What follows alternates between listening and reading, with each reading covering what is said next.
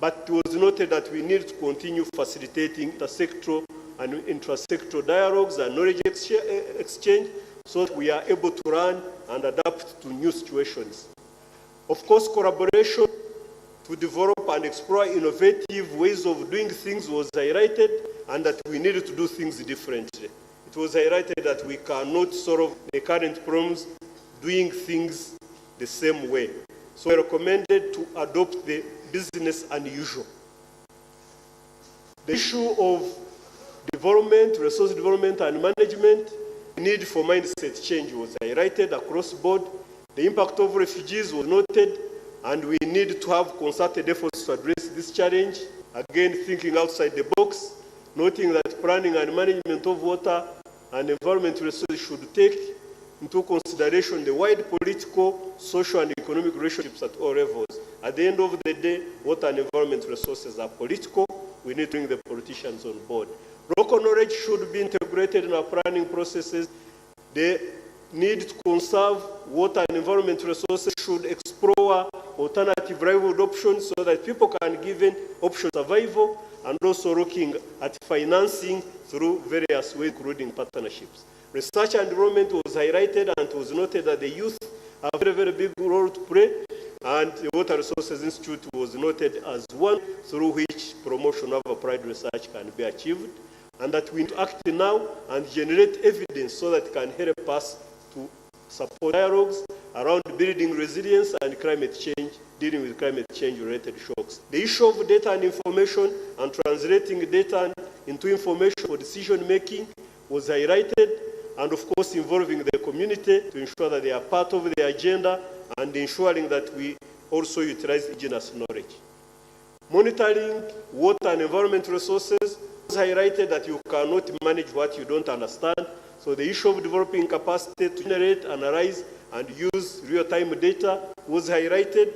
The importance of early warning systems as a way of helping us to manage the risks and shocks, and of course, the need to integrate water and climate change monitoring and information systems into existing management systems. Of course, involvement of the communities across the board, and also aligning our reporting systems. It was noted that we need to be transparent, and you can only be transparent if you have information you are sharing.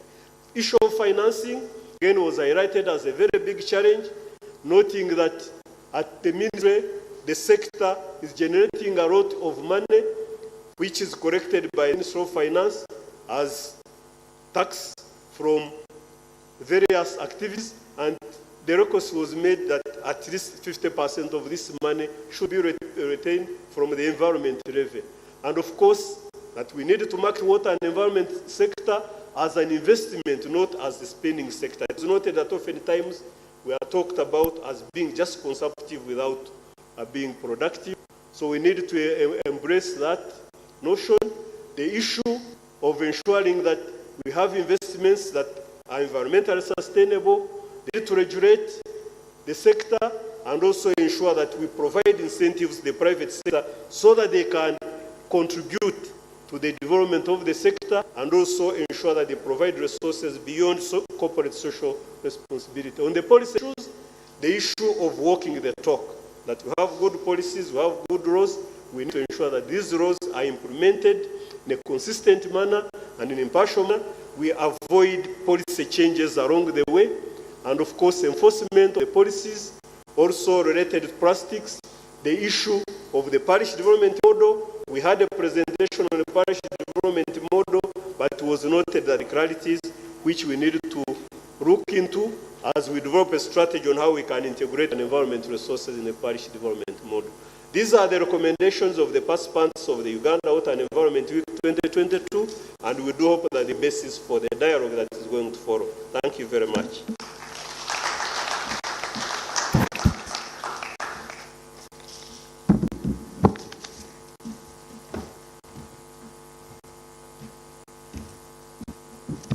Thank you very much. I think a bigger round of applause for Dr. Kalest, because being able to wrap up the entire week's discussion in just less than 15 minutes, he did a really great job.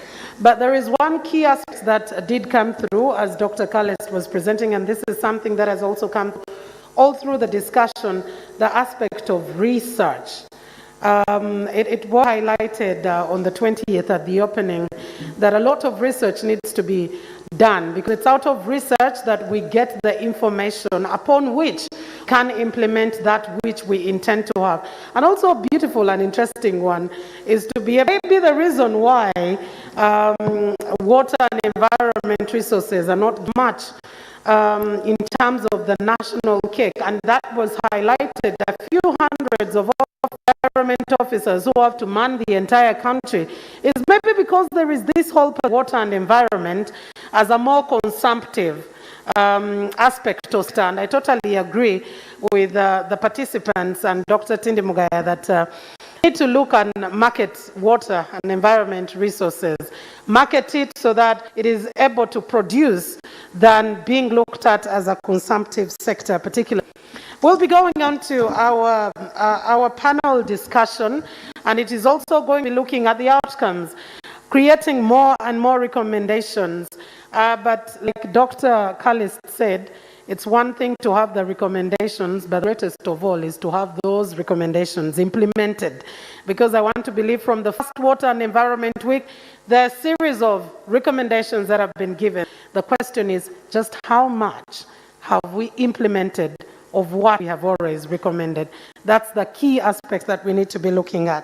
In no particular order, I'll be inviting up to the stage our panelists for the day, and I'll start off with Professor Joy Kwesiga, who is the Chancellor, Kabale University. Professor Joy, welcome. Let's give her a round of applause.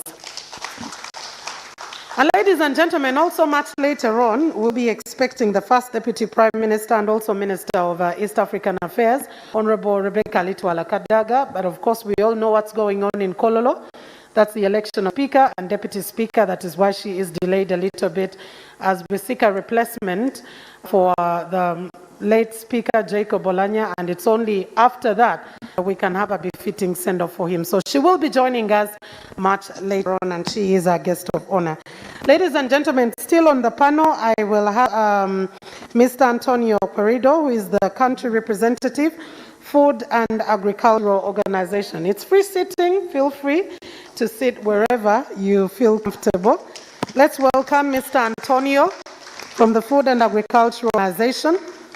We will also have Mr. David Dooley, who is the country director at WWF. Let's welcome him with a round of applause. Welcome, Mr. David Dooley. We will also have Mr. Alex Crook, who is from the East African Climate and Environment Advisor at the British High Commission. Welcome, Mr. Crook. The chair of the Environment Climate Change, we will have to represent Professor Dr. Engineer Adru Chigundu. Have I seen the Managing Director, National Water and Sewerage Corporation, Dr. Engineer Silva? All right, he will be joining us on. Engineer Silva will actually be joining us online, and I'll need a thumbs up from our technical team if Engineer Silva is already online. Yes, definitely, he is online and will be joining us right there. It's only unfortunate that we are going to miss out on Ms. Lilia Grover, who is the Chief Executive Officer of the Uganda Tourism Board, because while we talk about water and environment, as the UNDP resident did clearly state in the video, that when you're talking about tourism, you're talking about the people watching birds. What is their ecosystem? Of course, you'll be talking about the boundaries of the and the rivers. You'll be talking about the wetlands as well. And we will have a discussion with this. Allow me to take a seat as well, if you do not mind. I will allow maybe Professor Joy Kwesiga to just take the next seat, so we are not distanced from the gentlemen, since it is a free sitting.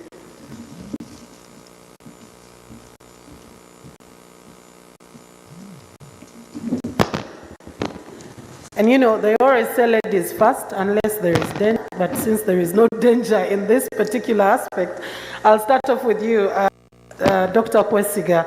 When we look at this Water Week, and it's only here that we've clearly highlighted the role of water and environment resources in peace and socio-economic transformation of the country. But how do you think these discussions that we are having, not only today, throughout our week, throughout the years, will inform and also be able to influence implementation of the National Development Plan 3 that we are going with, but also this much talked about parish development model is clearly looking at issues of household income?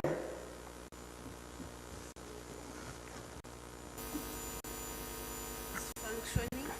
Yes, just switch that on. Yes, we can. Thank you very much, moderator. All guests, protocol observed. I'm very happy to be part of this discussion.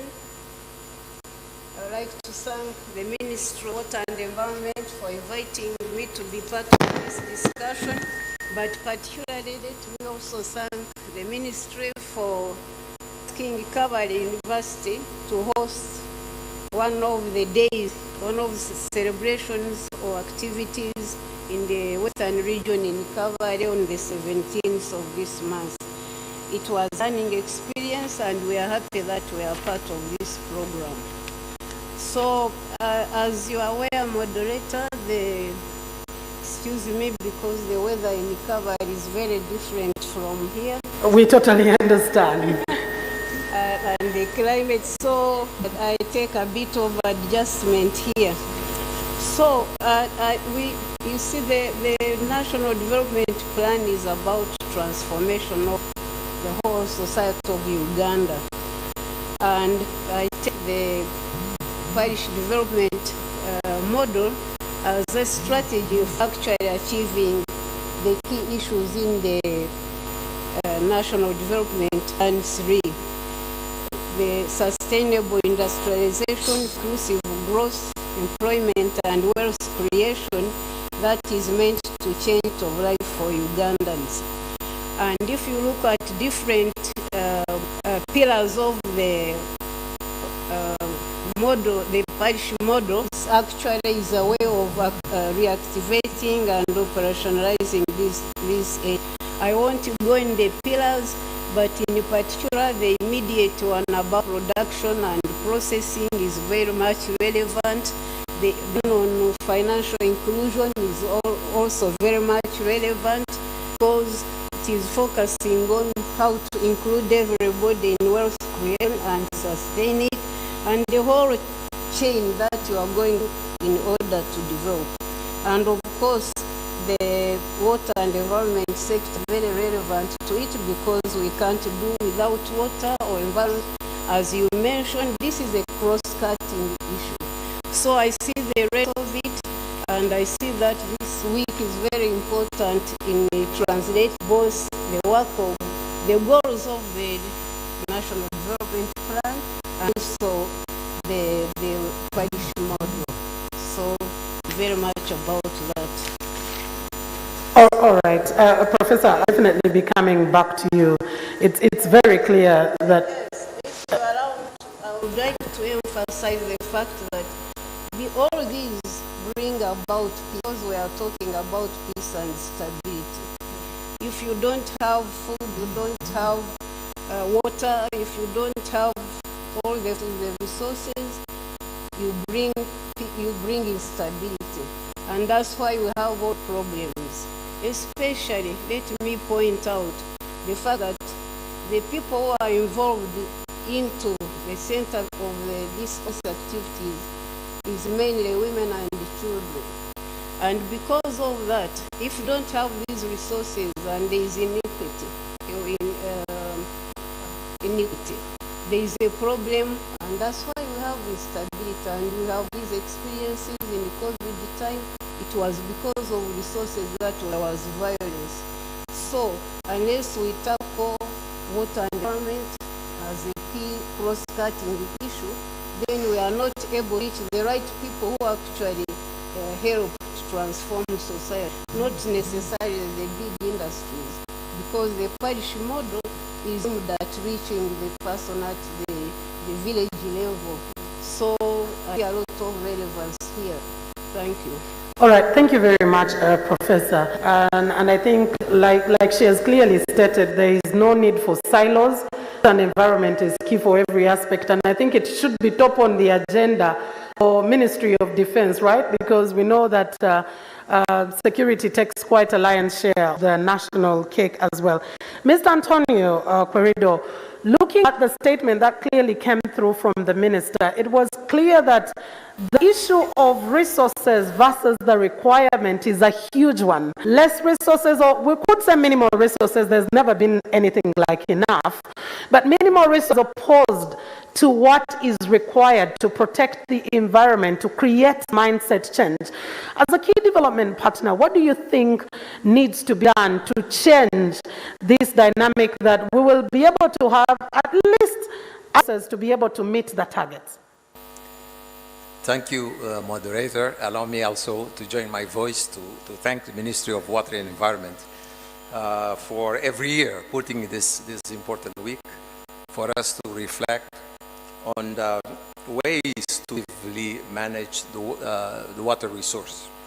So as on behalf of FAO and on behalf of UN systems too, we joined our voice to commend the ministry for this important week, and we are here also to join our voice to see how we can mobilize additional resources for an important sector.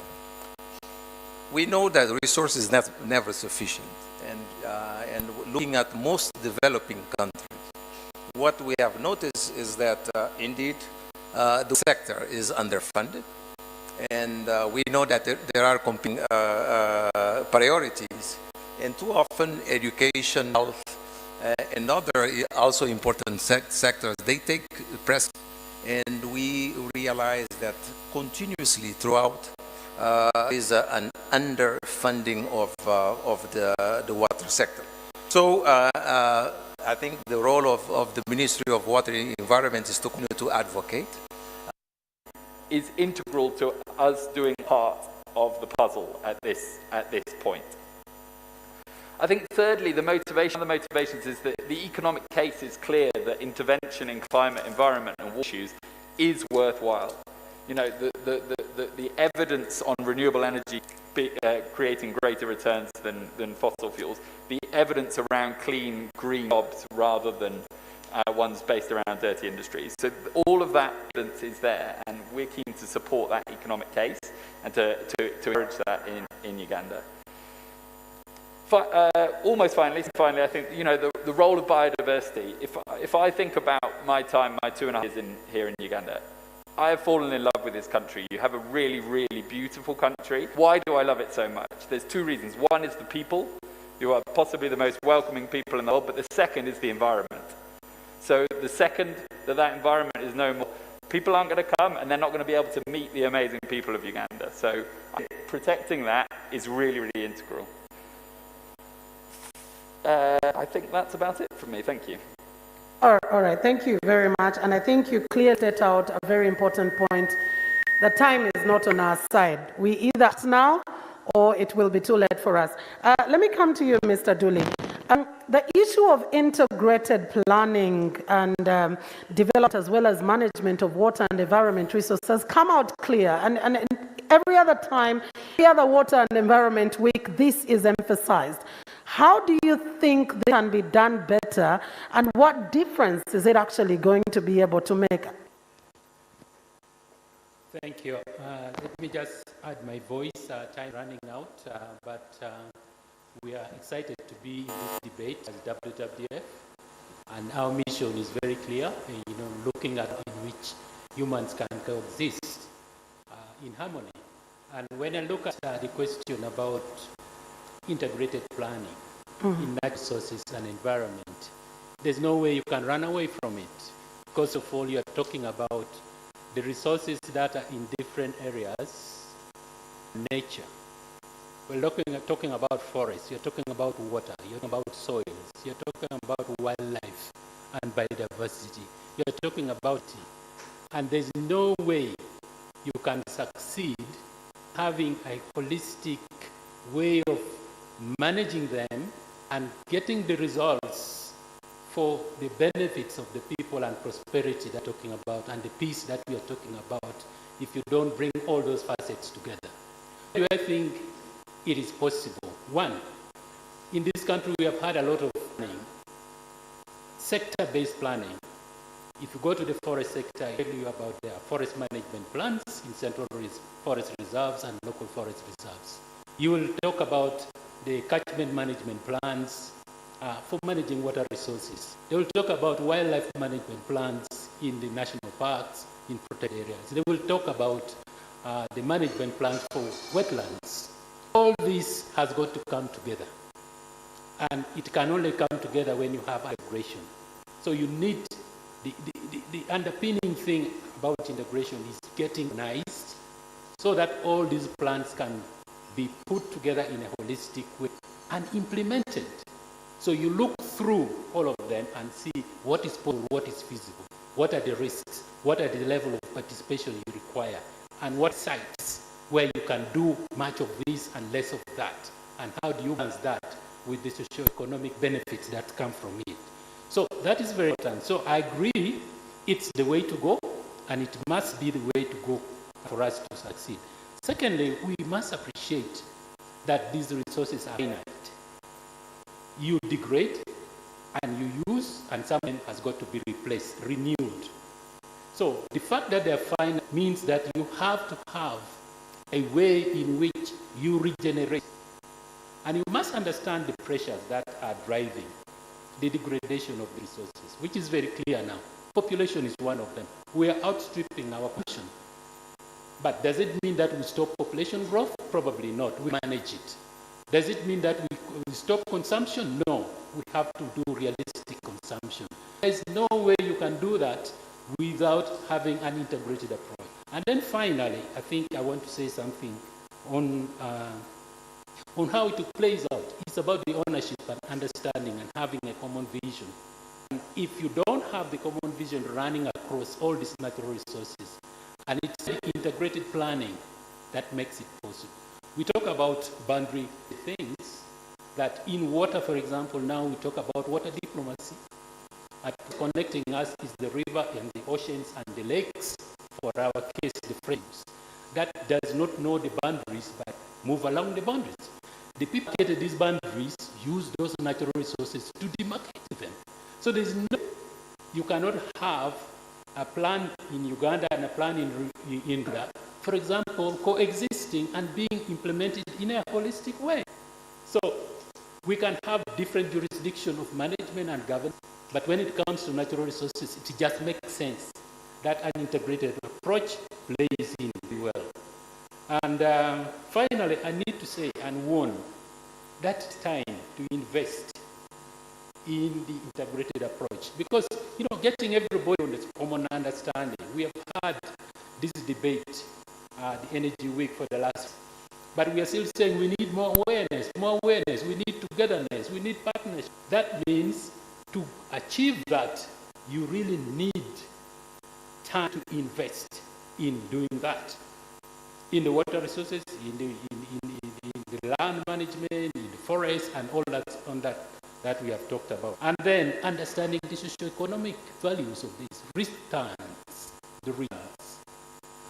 the returns that comes with this good management. And I talked about already the approach that includes what?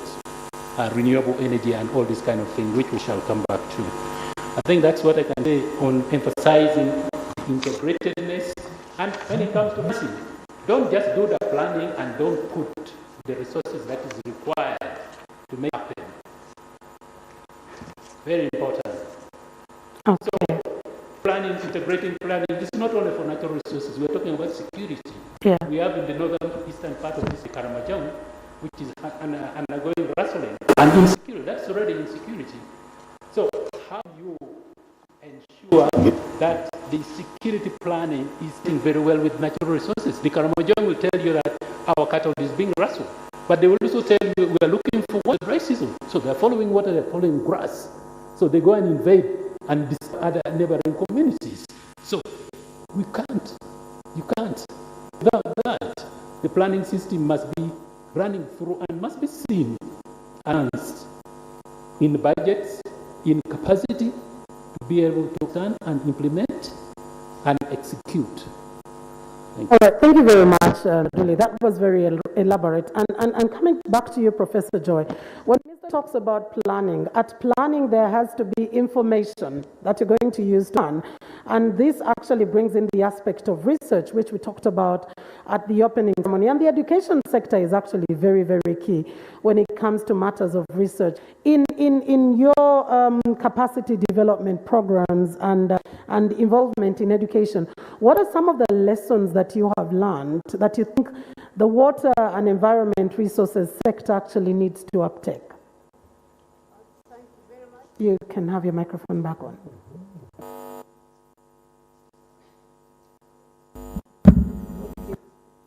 Thank you very much, Loretta. The lessons have been many. First of all, we as the university sector, apart from maybe center in Makerere University where there has been collaboration in the research, we have been left on the periphery by this sector in terms of collaboration. So I think the first lesson for us has been that we have now come to see what the ministry and the sector is doing so that we can now incorporate it in our programs, in our curriculum, and as you say also in the research projects. And we are able to see that the agencies, government ministries and different agencies should work together because we seem to work in compartments. We have always done. And this week is a way of bringing us together so that we can address the issue together wholesomely. And I think that is a big lesson. I'm aware of the publicity that has been going on about this week, but still we have come to know more about this area and we can now take part more effectively, I think. Then the water and environment sector, what the lesson I've learned is that we need to actually go out and work with more stakeholders. I think the commissioner mentioned this, and this is it goes along with the pillar of the parish model about mindset change.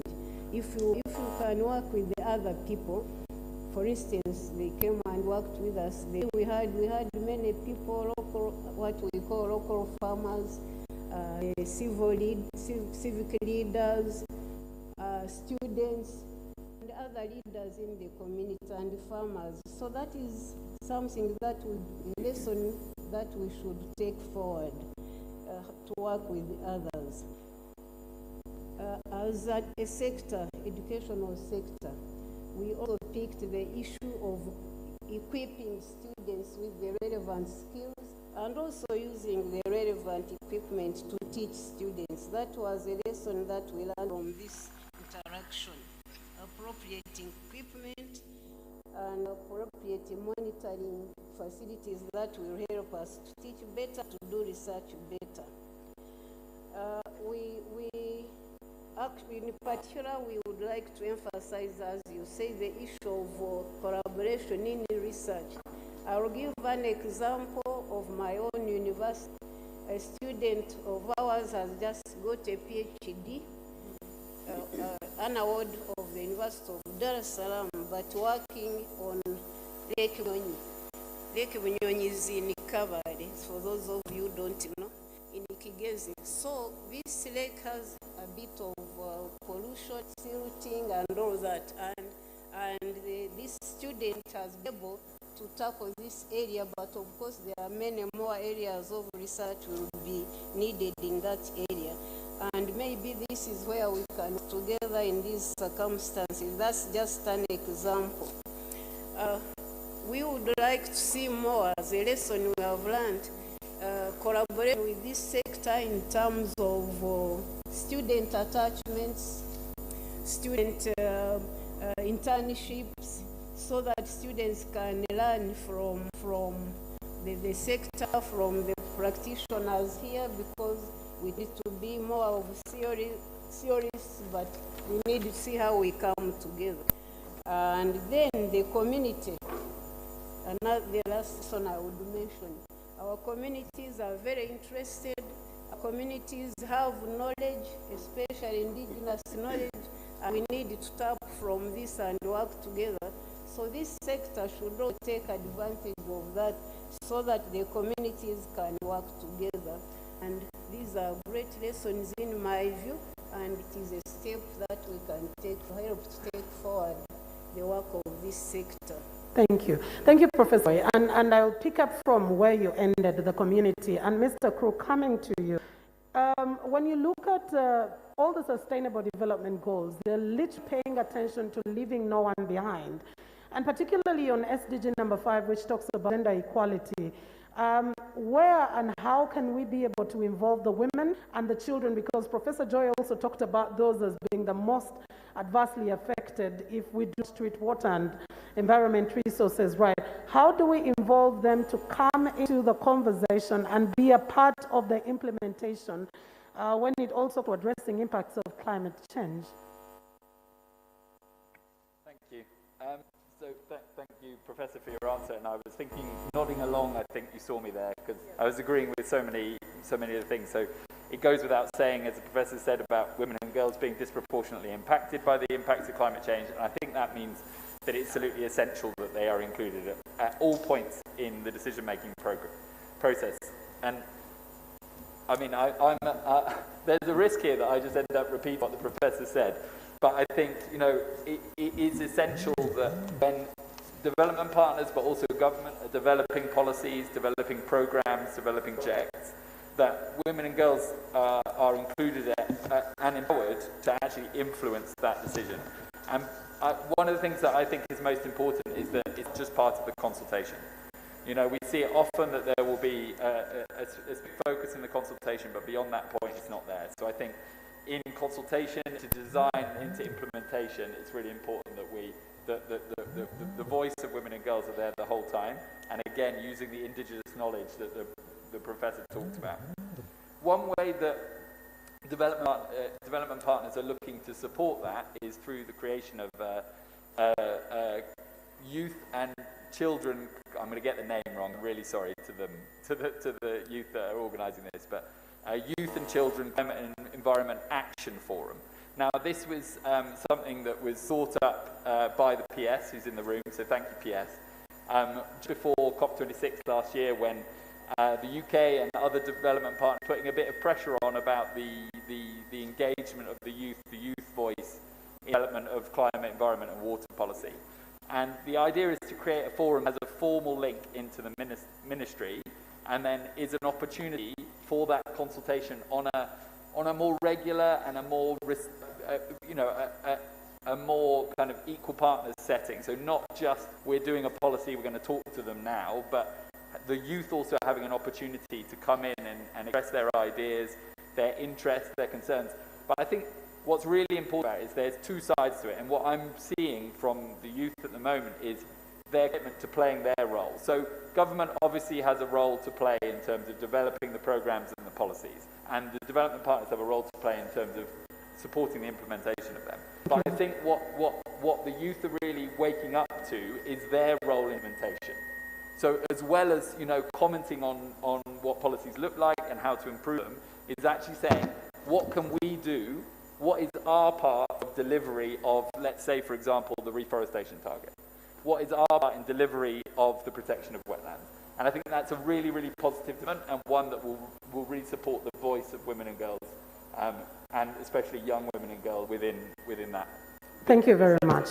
And all right, Professor Jones, to add something before we go to Dr. Mgisha, who is online.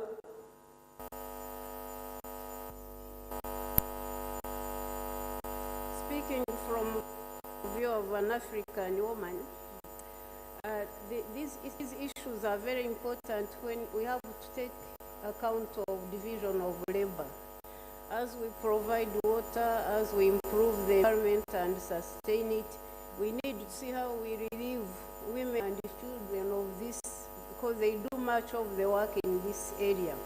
So it must be observed and something must be done about it. The late Professor Mazrui, if you have heard of him,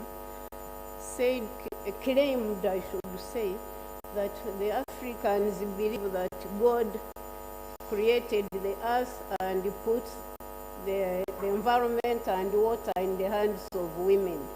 But that was a way, in my view, of putting the labor all to women and children.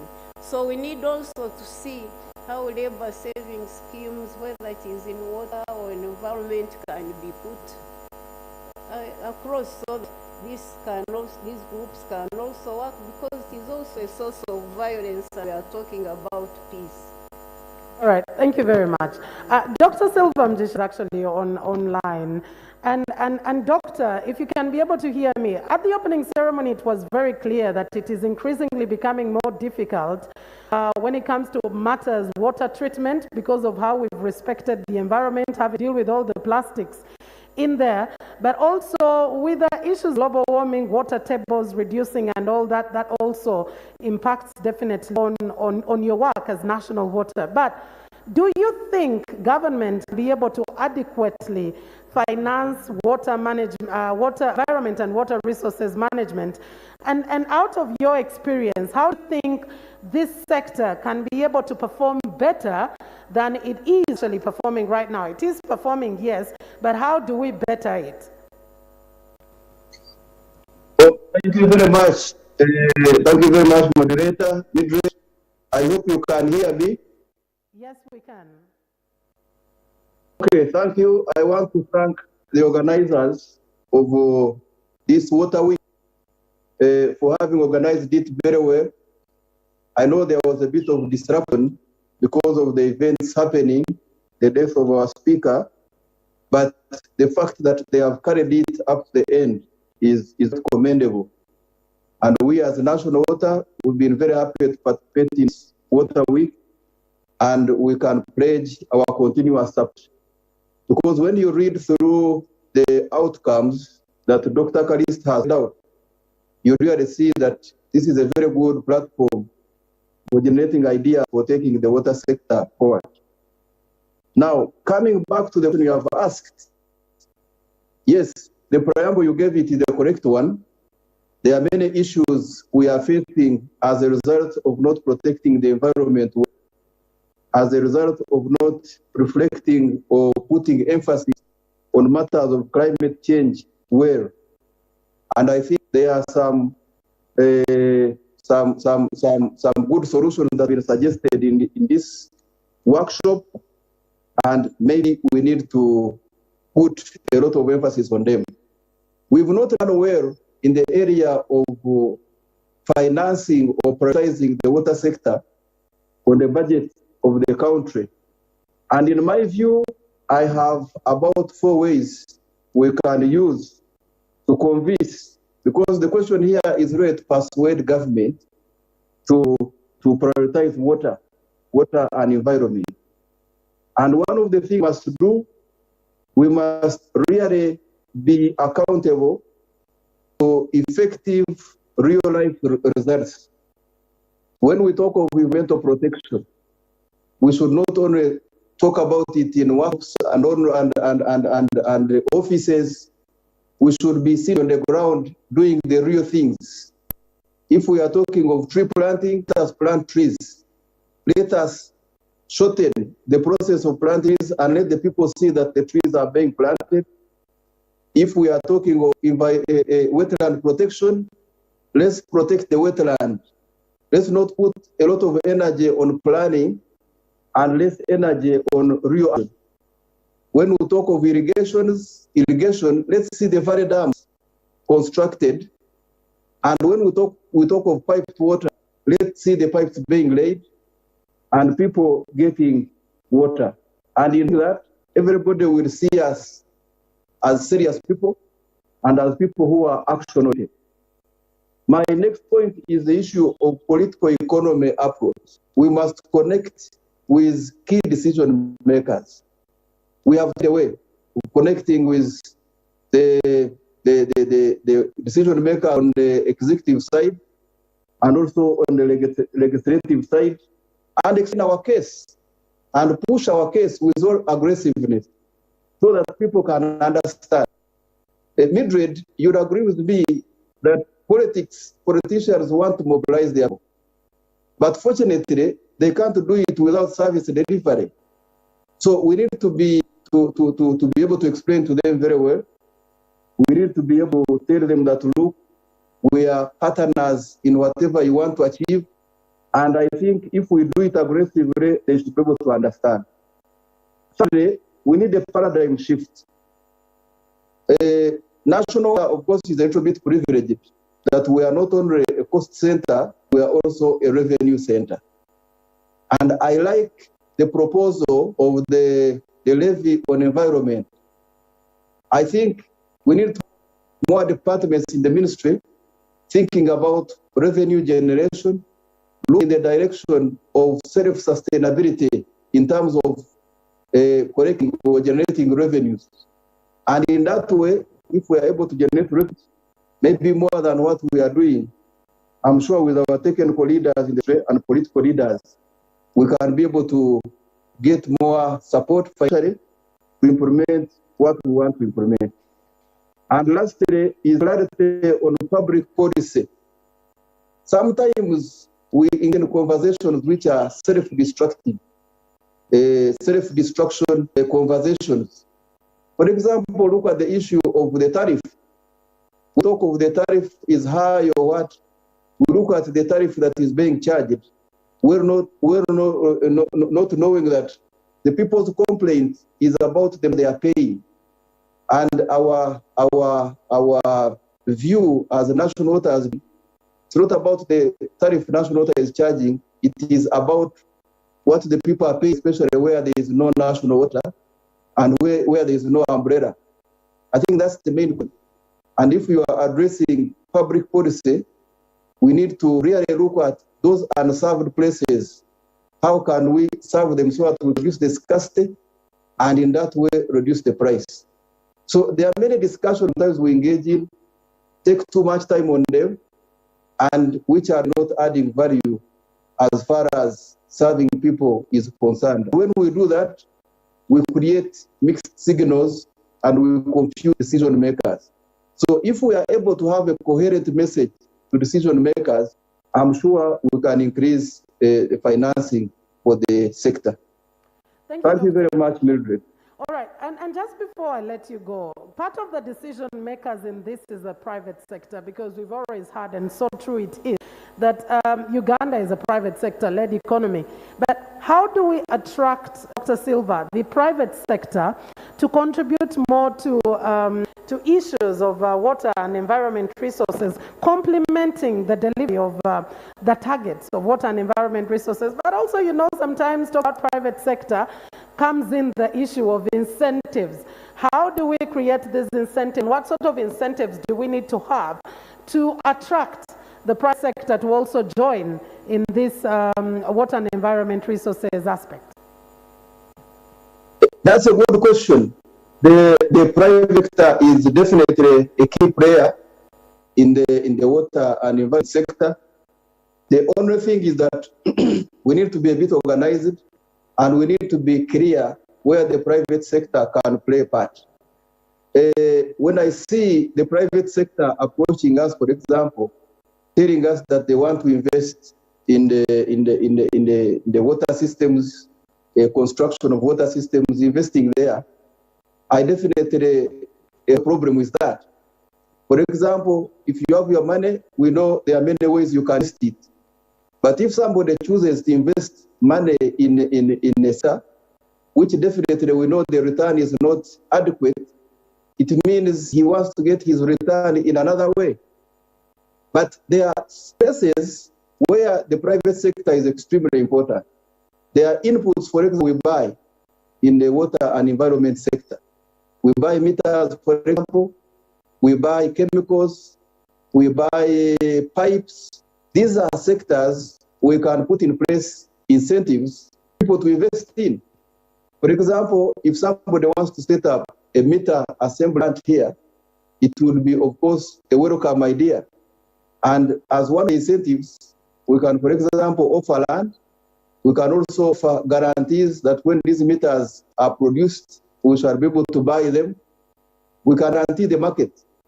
But when we are not clear in which sectors the private sector can participate in, then we get a problem.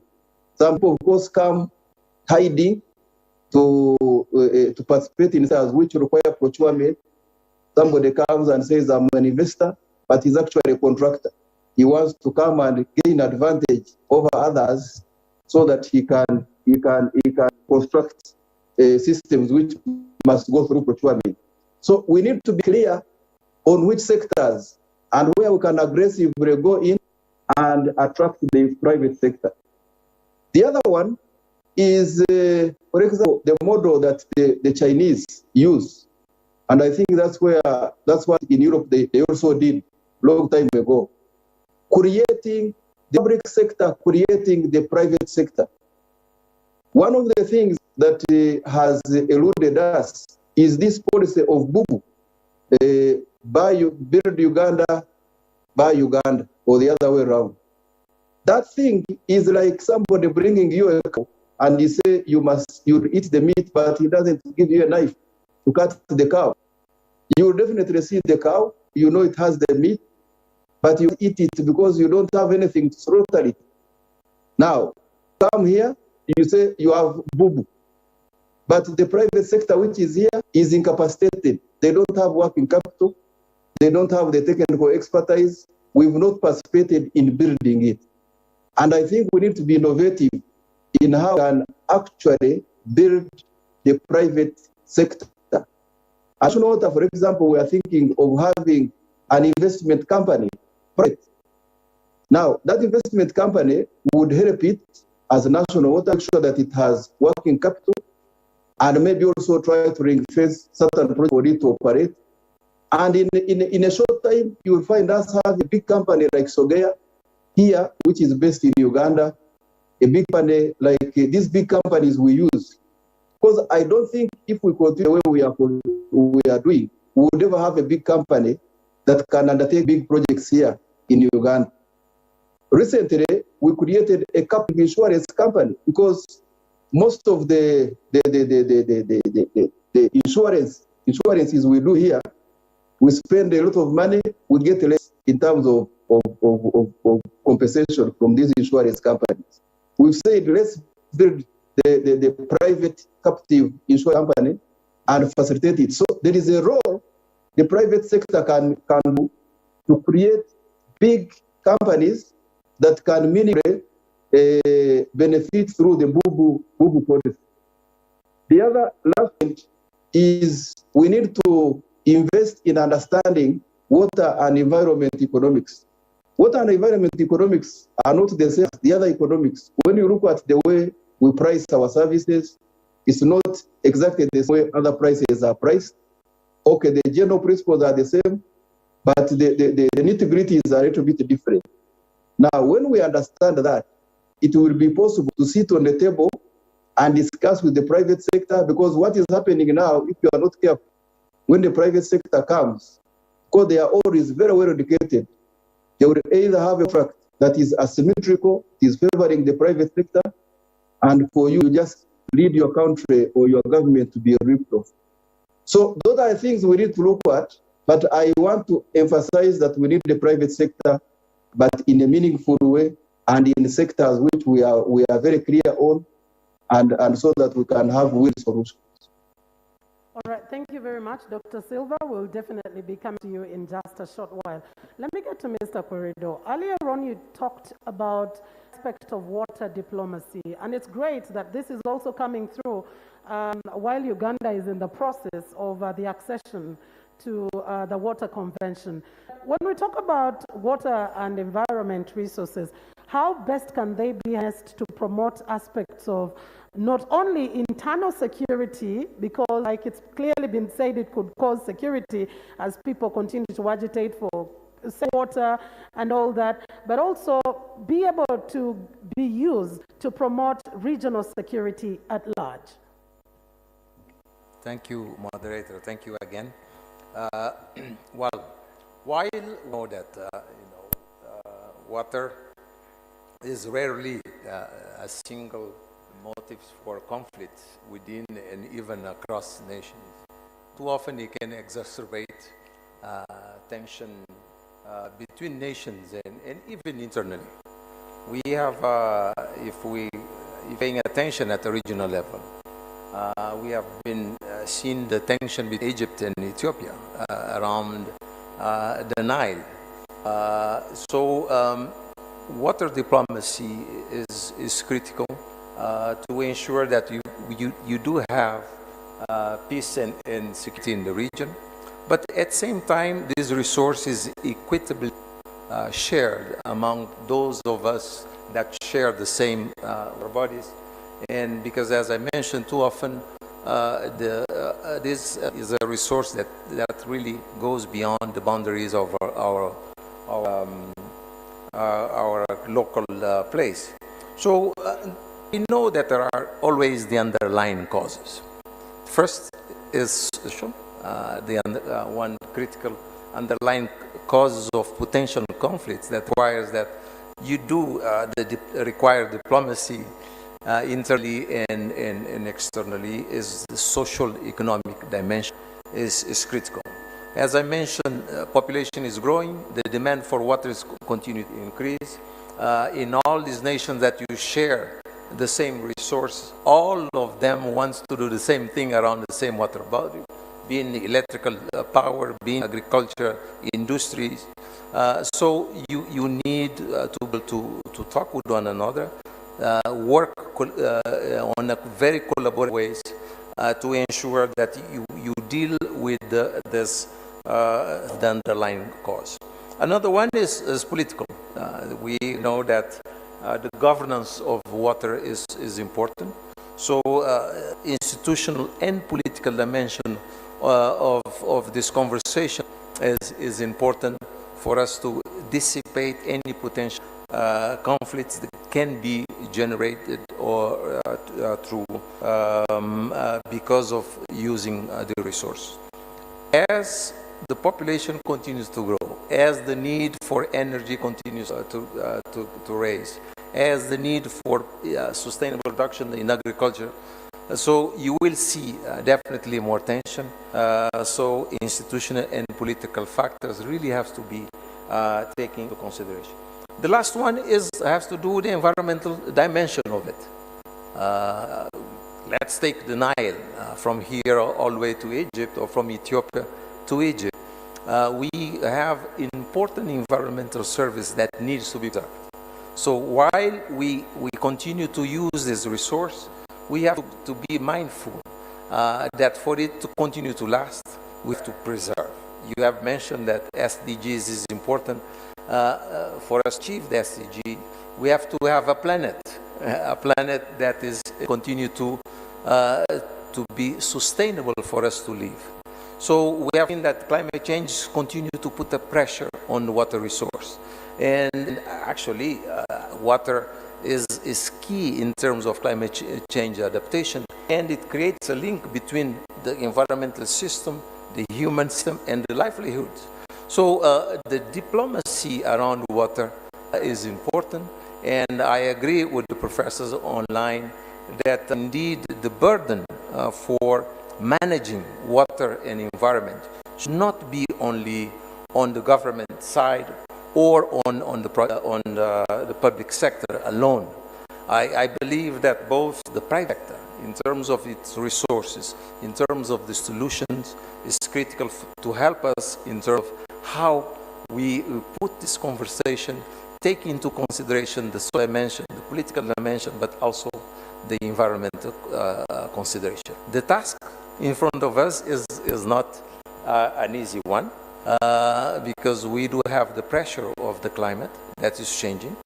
But for a country like yours, where 20% of your land is covered by water, water management and sustainable water management is critical for us to deal with certain issues when it comes to promote sustainable development of Uganda. Very much, Mr. Corridor. Let me come to Mr. Dooley. We're talking about involvement of the people being at the center. And I know there are lots of creation, aspects, so employment opportunities that have come to looking at household income, the latest being the Parish development model. But all of these are best, or you could say, are hinged on water. They're hinged environment resources. So we get to ask, how do you think that these could actually be implemented to have more impact on the ground, but also remembering to pay attention to the basis for which they are created or upon which they are hinged, which is water and resources, natural resources?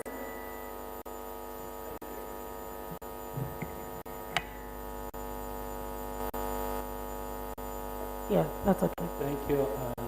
This is a good question, and I think when it comes to the Parish development model and how it is going to play out there, and in my opening submission, I talked about the various facets of plan that has been on the ground and that has been implemented over time. Some have been revised. So what is the Parish model coming to do? What is different from what has been playing on? And I think that's the question everybody asks. In my view, I think sometimes we get a challenge by focusing on strategic pillars of plans without dissecting those pillars into implementable packages that can be put on the ground. And I think that is where the strength of the Parish model is. The Parish model is going to directly be implemented at household, and combinations of households at parish level, at village level, at sub-county level would come together and decide on the cumulative work that they can do to enhance the implementation of the model. So in a way, this is going to decentralize a lot of decision making and a lot of participation in implementing the plan. And that said, the Parish model should never be looked at as a completely different plan and implementation strategy of delivering government programs with communities that overlooks the other plans which have been there before. For example, the plan for modernization of agriculture, we talked about that. The forest development plans at local levels and community levels, the wetland management plan, all these are going to play at household level through the Parish development plan. That's how I see it. And that's helpful in that holistic and strategic integrated planning, if you want to say. That is going to be transformational. I think the pillar here is we move away from what we talking about livelihoods, getting community from one side of poverty to the other side. But we are looking at transformational development that should come with this. So the model must come with and be embedded with very clear targets at that level, at that operational and implementation level for each of the parishes. And those targets must be monitored and evaluated, and well-resourced as well. So what do I mean by this? You're not going to look at some of the failures that were before in other plans and say, okay, this may not work. But we must be resourcing it. And this resourcing must be innovative in a way that the wetland management plans should be financed, the forest management plans should be financed, the environment action plans must be financed, and then the Parish development plan should be an addition to all that. So what am I saying is that the technical people at the level of implementation should internalize this approach very well. And then now it comes to the question of how do you ensure that the natural capital is not going to be outstripped by the driver of looking at development and incomes. I think that's where the balance now comes, because the forest sector development plan for the district, for example, and the Parish development plan and the environment action plans have already inbuilt all those sustainability elements, allowable cuts, for example, in forestry, the allowable extraction, the parts that are required, the capacity that is required at different levels to make sure it works. So all these things has got to come together, and it has got to be understood. Now, what are the key risks that has affected the implementation of the previous plans? We need to bring them on the table. Okay. One of the things that I mentioned here, which is a critical risk in some of these development programs implementation, is the political nuisances. How do you identify? That is a critical issue, a critical risk in implementing the project, and mitigate it. It should not be a way of gathering votes, for example, but you cannot avoid it. But how do you make sure that this implementation of this plan can succeed if we put politics aside and look at development and sustainable development for that matter? Okay, Dr. Guli, just before I let you go, why speaking about how there needs to be the correlation in implementation of these as well as paying attention to water and environment resources. What came to my mind was the monitoring and evaluation, because while you say conservation is embedded in the aspect, we continue to see, for example, we've seen the laws against land encroachment, against, cutting down the forest cover, but we continue to see people actually cutting down the forest. So, Mr. Dooley, coming back to you, aspect of monitoring and evaluation, how better can it be enhanced to ensure that we will protect the environment and water resources, because they're the basis upon which some of these programs are actually implemented? Is a good one. First of all, I said the Parish Development Plan is going to be hinged on citizens' participation, on its implementation, and therefore even the monitoring. So when it comes to environmental stewards, the participants, that is the citizens, must be in the same of this. I think it will be very difficult for someone just move into a village with a letter from somewhere and saying that he has got to cut the trees and burn charcoal because it's needed, and he has the authority to do that. The question is, the citizens will ask the questions: who is this who signed this? Did he follow our systems? Were we contacted about it? Is it within our plan that this area be cut and changed to and charcoal is produced out of it? So those same simple questions is part of the monitoring and evaluation, and it brings in participation and empowerment. So for the plan to work, there must be a deliberate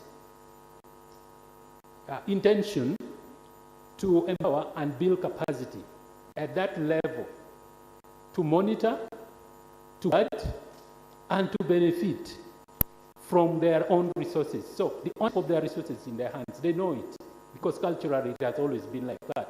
But they also know that over time things have been hijacked from them. So how do you take back that responsibility to the citizens, and being able to make decisions is one way we can do that. And then the science, I think we have a systems of governance in this country that has really subdivided this country into the lowest level. Now you find a doctor, for example, in villages where you would never get a doctor.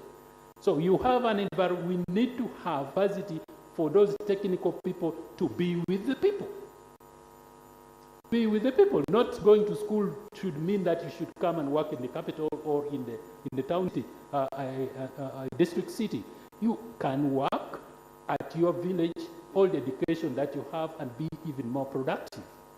So that should be a shift in the training system that we have, to make sure that we train people who are going out to be change makers, game changers within the community, and bringing innovation, empowering our communities to be part of the decision and part of the monitoring.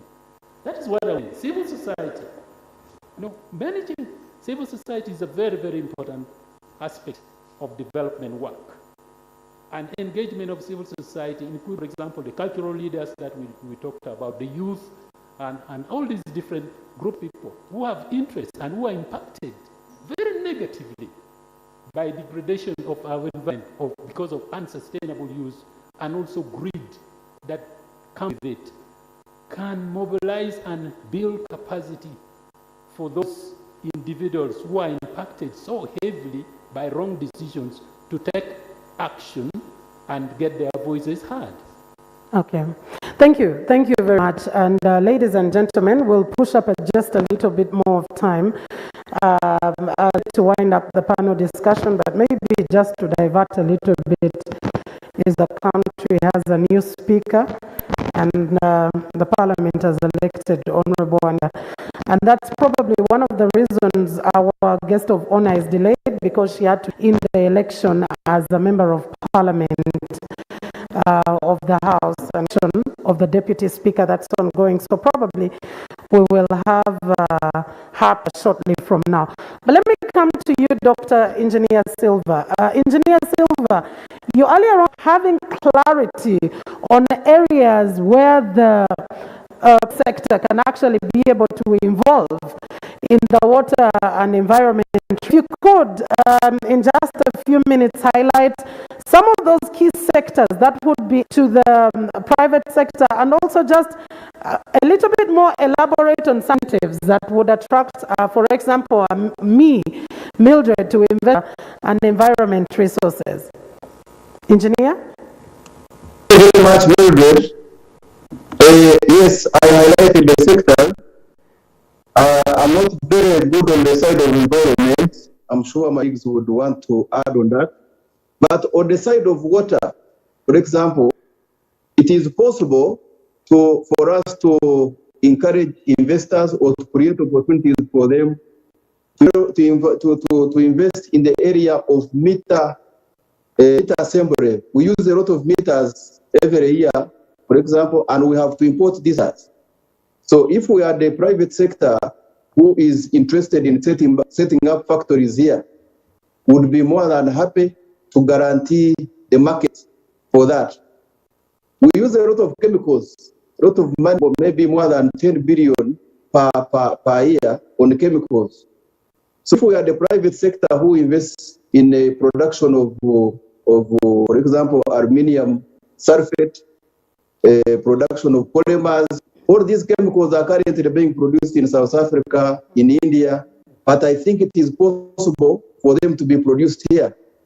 We use this salt, the salt in Katwe. If we are the private sector who purifies it, for example, so that we can use it for electrolysis, would be good to go in using online chlorination. We have other areas like the solar pumps, the alternative energy using solar energy. If we are the private sector who comes in and it says that I will now reduce the cost of power for you by installing solar, that is also another area where we would encourage the private sector to do. In other words, I don't think it is a good idea to encourage the private sector to go into sunken investments like laying the pipe infrastructure and then maybe for 20 years and they tell you get a return. Money invested in that, you cannot invest in something where the price of services is almost close to the production cost. Then how will you get the return? So some of the incentives we can put in place is, first of all, guaranteed purchase. We can also offer land. There is a lot of work government is doing in offering land in these industrial parks. It is setting up. I'm sure the investment environment here is quite good, quite Uganda Investment Authority. So these are areas, I presume, where we can really work with the private sector to help us, first of all, to reduce the cost of water and also to improve the reliability of our water services. All right. Thank you very much, Dr. Silva, Engineer Silva Mgesha, for that. I think it's very clear. A few of the aspects or sectors have been highlighted. Maybe I'll just do one more to the panelists, and then we can be able to engage the audience a little bit. And I would request our technical team to as well go ahead and prepare at least 2 microphones and 2 volunteers who can help move the microphones around. But to you, Professor Joy, as a key partner to government, what do you see as your contribution in helping the sector address some of the issues that have been raised throughout this Water Week?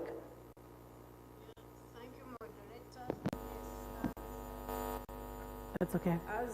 As a university, and of course a public university in particular, but even if we are private university, the mandate of a university is in several fronts.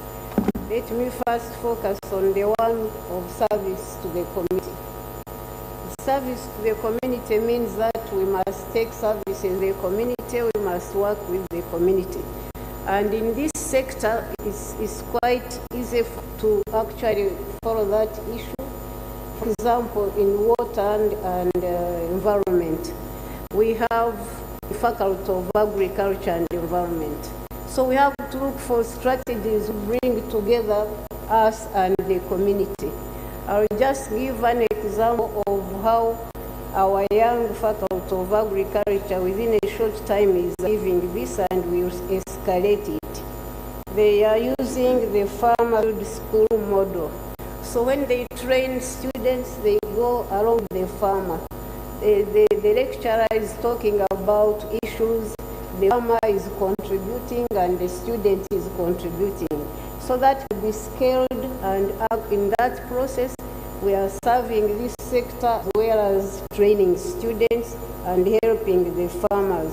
For example, in soil and water conservation in our region, in terms of terracing and that kind of intervention. So that is one way of going back to the community. There is the issue of innovation. It's part of research. Innovation is very necessary here, and I think people have been mentioning we need new strategies. Innovation in terms of what will improve the situation.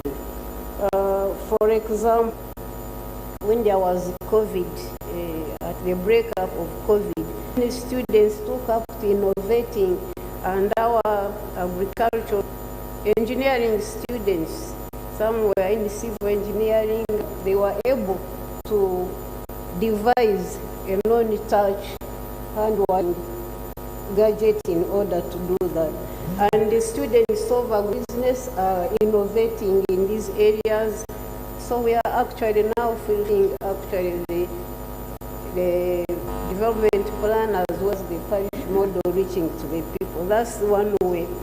The other way is in real research, collaboration in research, so that the faculty's research agendas are taking account of what the water sector and the environmental sector, as well as different plans and other interventions are in it. We must include them in their strategic plans we have. For instance, we usually have 5-year university strategic plans, and this is part of the things that we can adapt and fill in. And I think that is overall emphasizing participatory methods so that we are working together. There are also other areas of incubation, so that when you have incubation centers at the university, you are able to bring in the farmers and also the practitioners, practical people in the water sector and the environment. So it's a matter of working together, strengthening partnerships and collaboration. And I also like to emphasize the issue of multidisciplinary research, so that people in the environment and water, the engineers, the social scientists, all working together to be able to push this challenge forward, solve our challenges and push our agenda of transforming Uganda. So the other bit that I see which is very important and which our university can do and other universities is on the policy issue. Government policies which can be analyzed by universities, they can be, then if there are gaps, they can be pointed out, but also these policies can be implemented in different ways, not just through training and attachments, but through actually operationalizing them in the field. I would like to emphasize about the issue of equity and inclusiveness, because it is in the parish model. And I think this is very, very important in terms of including the youth, the women, people with disability, and this can also be done within universities as well as within the other sectors. Okay. So that is very, very important. And as we move on, let me just summarize by saying that actually these universities and other training institutes are very relevant to this agenda and to this sector, and we need to work together rather than remaining in compartments as I said at the very beginning. Thank you very much. Thank you. Thank you very much, Professor Joe. Let me come to Mr. Querido, especially on the aspect of financing that we talked about earlier. I would like to use for an example, natural example. Flower with a very bright color or a very sweet scent will always attract the bees. And I want to talk about this with regard to water and natural resources. How does this make itself more attractive to more funding from government, but as well as more funding from development partners? Uganda, in the National Development Plan 3, has clearly states that he wants to put a lot of emphasis on agro-industrialization. And this is one sector that you cannot develop or you not agro-industrialize if you don't invest seriously on water resource. So I think for us to attract more additional resource to water sector, we need more bankable projects that really have a higher return on investment. Projects that have a more transformational impact with the sector, and there are many. It's not only in agriculture, in tourism, in mining, you name it, there is an opportunity to attract investment and put water at the center. I agree with the professor from Mbale, is the University of Kabale, Yeah. that indeed research and education is center for us to continue to promote and attract more investment, and for us also to find local solution for local problems. Too often we know countries that have done and continue to do a lot when it comes to water resource management, but we need to understand our local context and propose solutions that are more adjusted to the context of Uganda. I believe that the government of Uganda should continue also to collaborate with the multilateral institutions like UN, but also with the multilateral banks, see how they identify long-term investment for water sector to ensure that we at least increase the percentage of irrigated land. For a country that wants to agro-industrialize, the over-reliance on rain-fed is not conducive to that particular. We have a lot of surface water, and investment in increasing irrigation. This requires definitely large-scale infrastructure that can bring water at the farm level and create opportunities for farmers to invest more on agriculture. I think also looking at the private sector, how the government can create opportunities for public and private partnership to ensure that more resources from the private sector can support the development of water sector. One thing that we have not spoken here, and in Africa it becomes like a taboo, is for us to pay the water. We take it as it for granted. In a number of at our house we pay, but in a number of productive activities, most of us take water for granted and we don't pay for its value. And I think that this conversation has to be put, how through taxes, how through some financial mechanism, the government can collect additional resource to help invest more on water sector. But for all the youth that are here, I think opportunities are there, particularly looking at all the sectors that I've mentioned: agriculture production, tourism, mining, and all of them, even agro-processing. We have opportunities, and I believe the effort of Ministry of Water and Environment is on the right track. Of course, we need more resource to promote what we have been saying, transformational change for the water sector. Thank you very much, Mr. Querido. Let me come to Mr. Dooley. You earlier on expressed or emphasized the need to put water and environment resources at the forefront of the development plans of the country. What advice would you give to government to better position water and environment resource at the forefront as opposed to thinking about it as a by the way? Thank you. Yeah, the first thing I think which we need to look at is the value and cost of the environment. And this value and cost has got to be brought on the table. And when I say this, I say with a lot of comfort in that we have in this country the national accounting systems and standards that has been completed for very key sectors environment. We have for water, we have for forest, we have for the environment and fish. So these are documents that has been well researched and tells us exactly what is the value of forests in this country and the cost of losing all these forests to this country.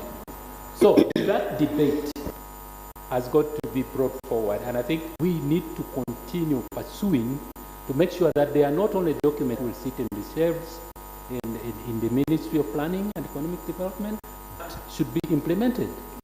And the budgeting process of government, the annual budget, should look at these documents as baseline information for investment and prioritizing resource allocation towards environment. And I think this is a good point that we need to pursue and must be pursued.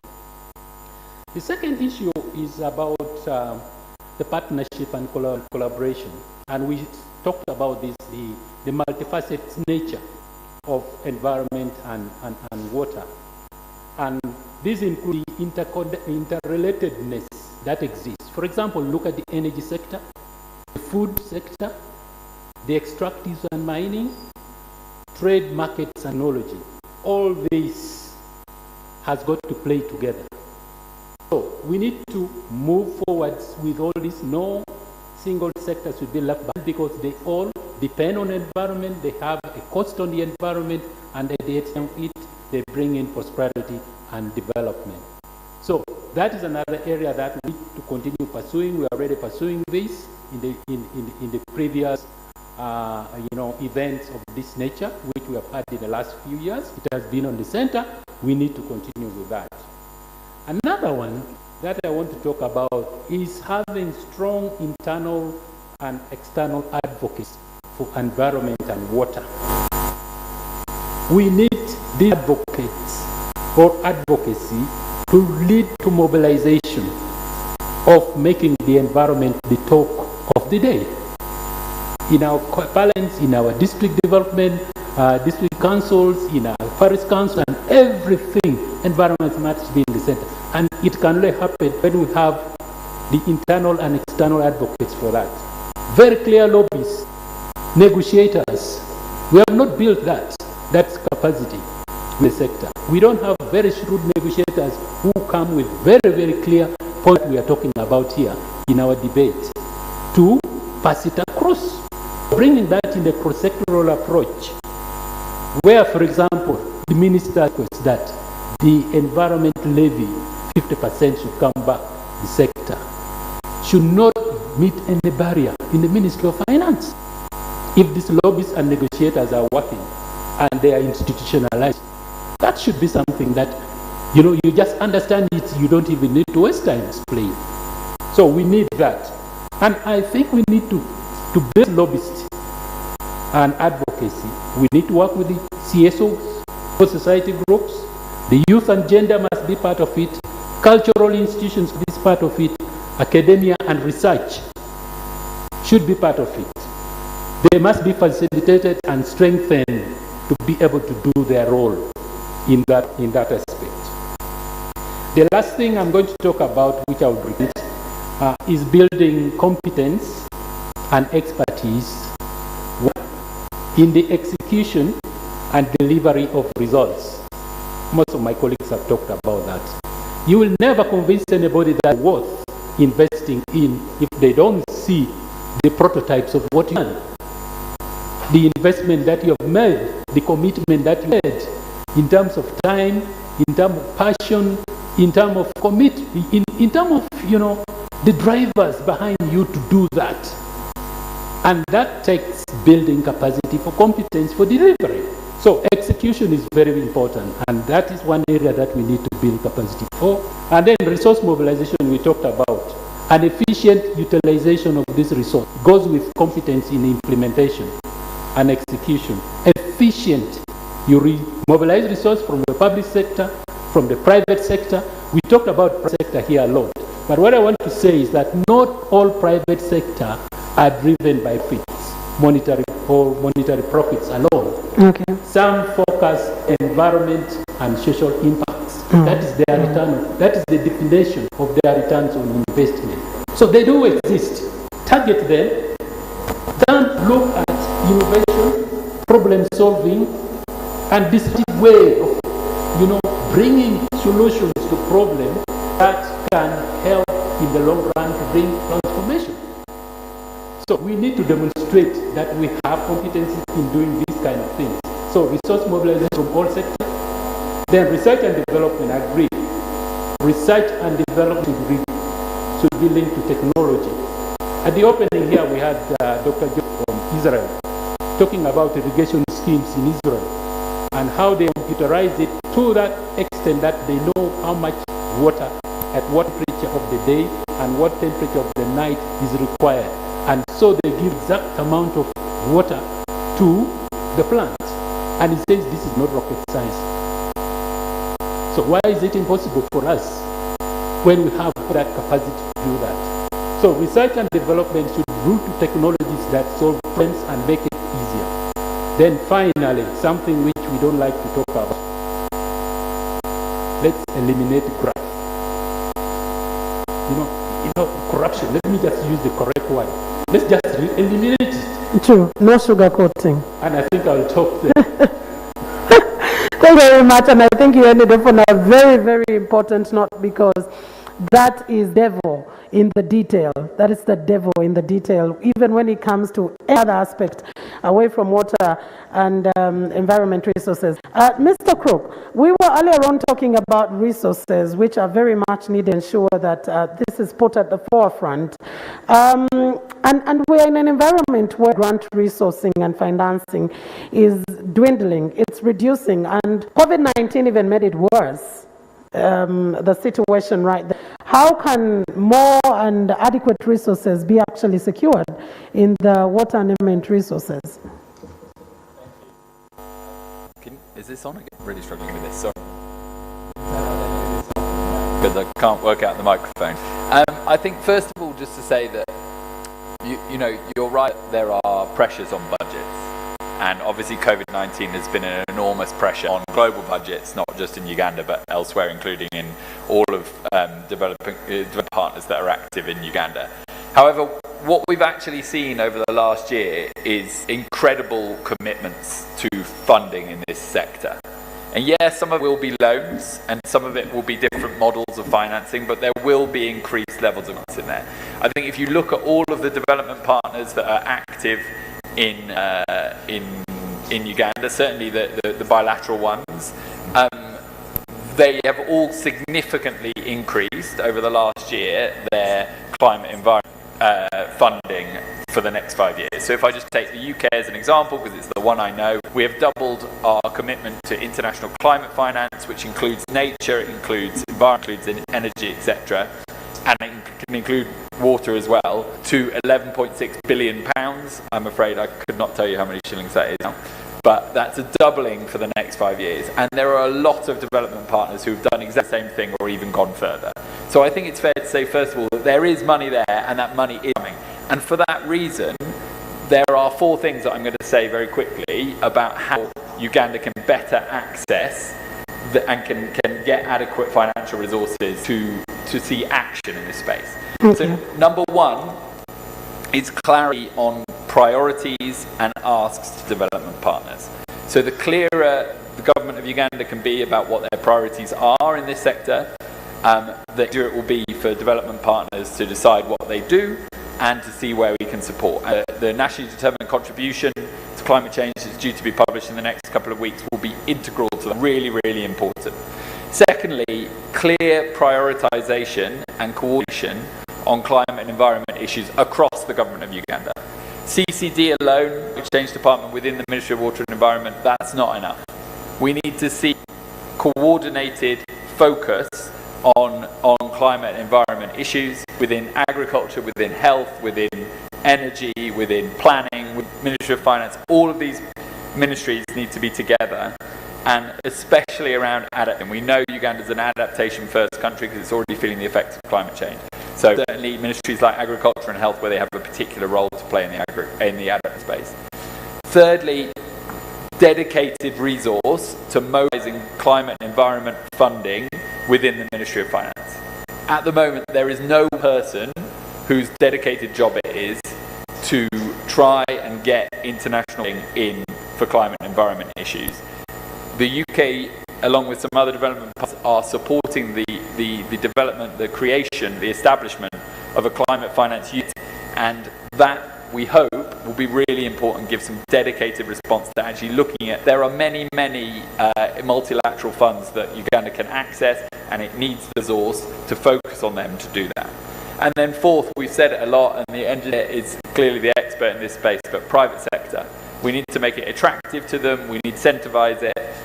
Many development partners, again, are focused on this agenda, focused on the idea of green growth and the returns, because we recognise the desire of Uganda to grow economically, and we recognise that needs to go hand in hand with climate and environment efforts. So, for example, the UK hosted a Green Growth Conference recently to look at the ways we can support private sector to be involved in water, environment, climate change sectors in Uganda.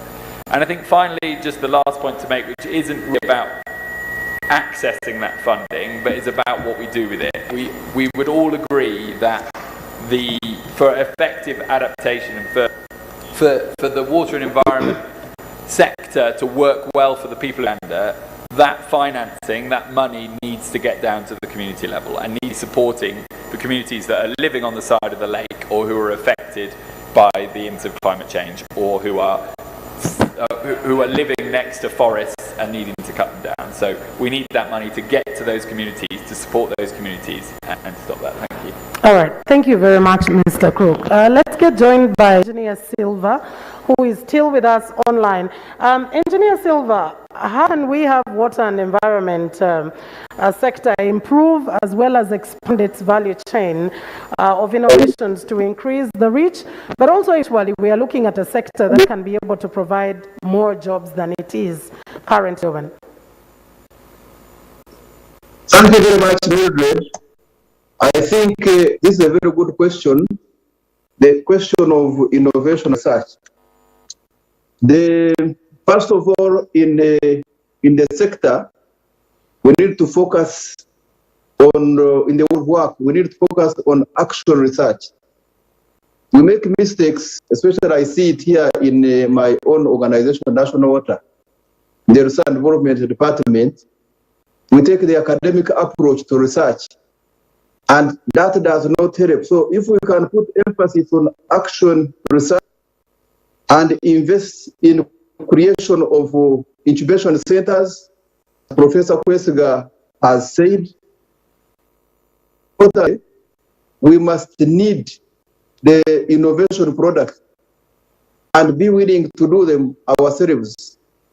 So in that way, we can first have our own capacities to involve, or then in that way we can partner with institutions like universities and other research institutions to help us to carry out innovation research in areas which are pertinent in our organizations.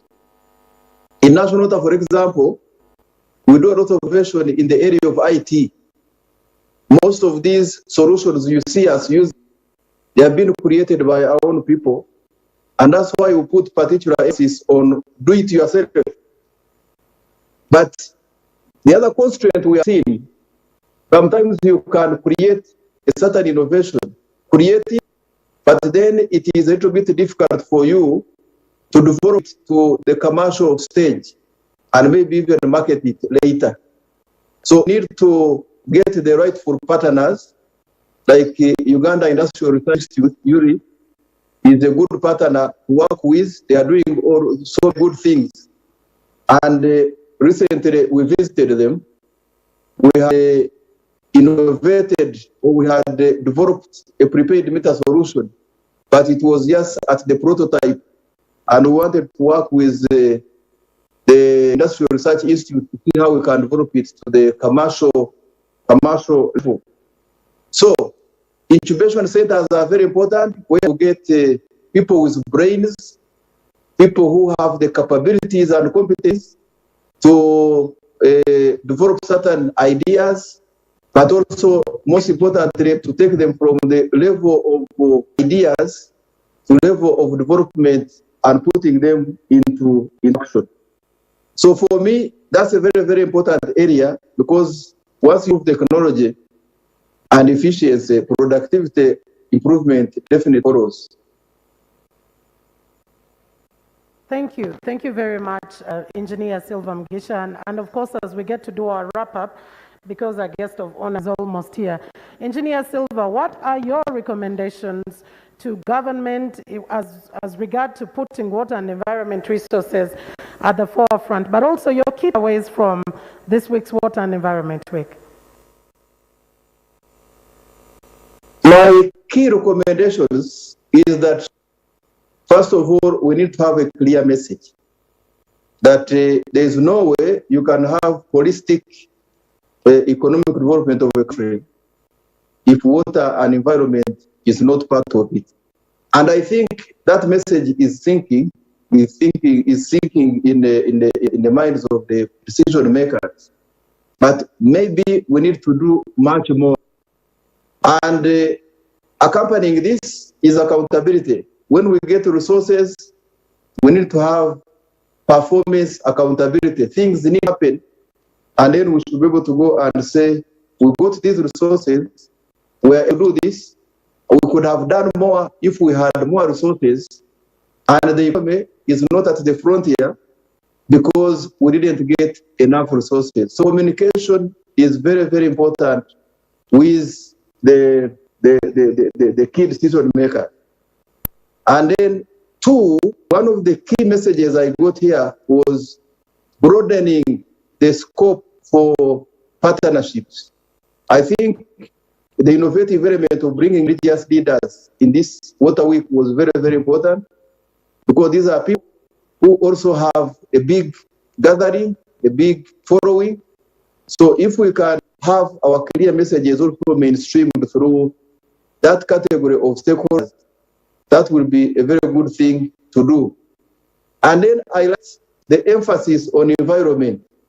I think we need to impress it upon decision makers that there is no way water can go alone without environment. Unfortunately, that is happening, but I'm a little bit disappointed that it is just at the level of it.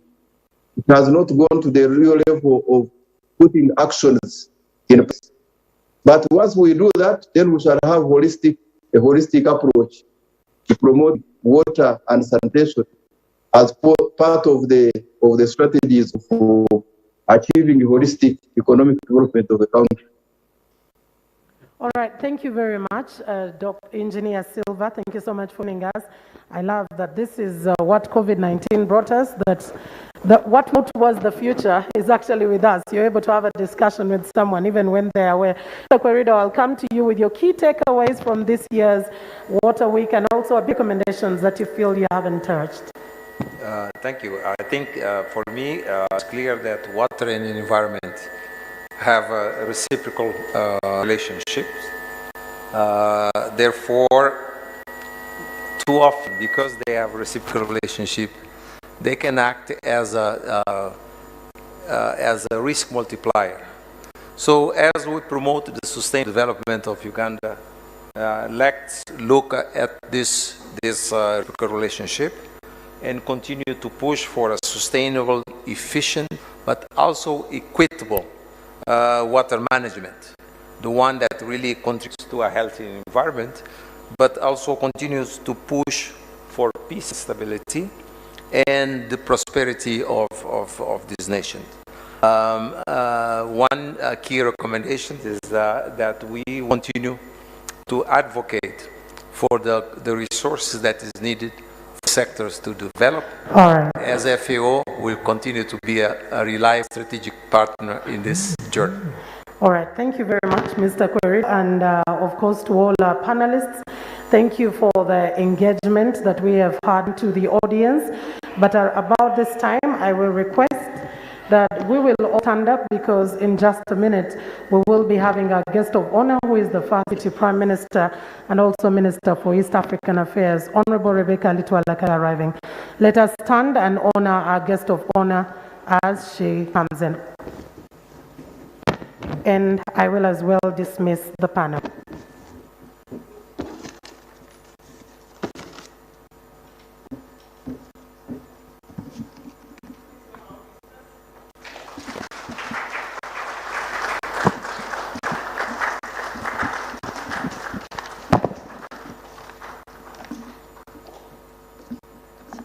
And ladies and gentlemen, just before our guest of honor takes seat, I will request that the technical team will get back to the anthems. We'll start with the national anthem once again, and the East African anthem. Let's prepare for that.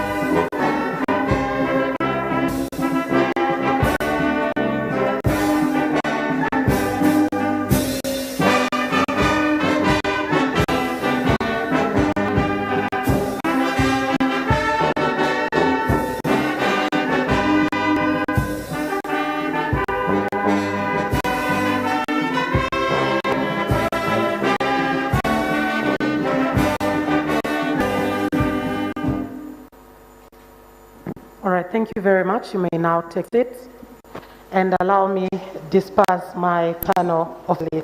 Thank you so much, gentlemen and lady. A round of applause for our panel, that very insightful discussion that we earlier on had. And to our guest of honor, thank you so much for honoring the invite. Like I told you, she had to participate, of course, in the duties that were taking in Parliament, and that's the reason she was delayed just a little bit. But just a few key takeaways from the panel discussion that we just had. The time is out. The time is now for us to act, because we need to protect the environment. But also key came out that we need to put at the center of planning water and environment resources, not just come up later on as a by the way. Also advocacy for water environment, a key message that did come through, because we need some champions for water and environment resources. The aspect of taking time to invest in an integrated approach was also raised, and very key, that we need to continue doing. We cannot come to a place where we say we've officially done it. We need to continue engaging and have a more integrated approach to dealing with water and environment resources. Also key in the discussion was connecting with key decision makers. We need to involve everyone, both government, but the private sector also very clear. The clarity on where the private sector needs to invest, but also the clarity on the message of water and environment resources came out as very much at the center in our discussion earlier on that did have. But also, just to finalize and wrap up this, a multidisciplinary approach to dealing with research in water and environment resources also came through in the discussions in our panel. So ladies and gentlemen, thank you so much for all those who have participated, and to our panelists as well for coming through on that very insightful discussion. And without wasting any more time, we will move on to our next segment in this, and this will particularly be an award ceremony that the Permanent Secretary will be taking up, Permanent Secretary of Ministry of Water and Environment, because he who does good is definitely rewarded. And at that, we will as well be able to continue our other remarks before we can get to hear from our guest of honor. It's your time, Mr. Permanent Secretary. A round of applause for him.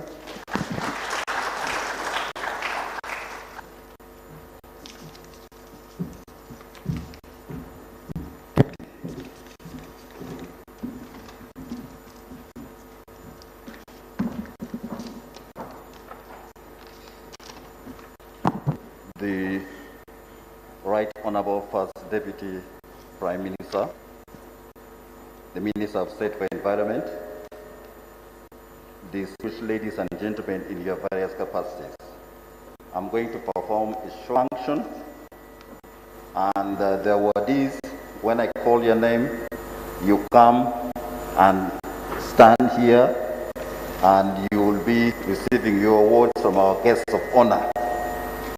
But the sponsors and the organizers of those particular events also, you'll come and stand forward and with the result of your sponsorship. The first category is the winners of Uganda Water and Environment Week 2022 Hackathon and Youth Debate. And this was sponsored and organized with assistance from Water for People, Brenda Yora, Amand here, and Youth Go Green, Edwin.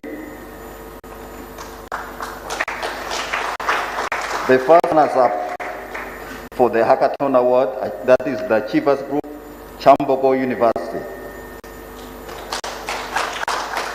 Chambogo University representatives, please come forward. Can I get the awards, please? And our guest of honor gives to them.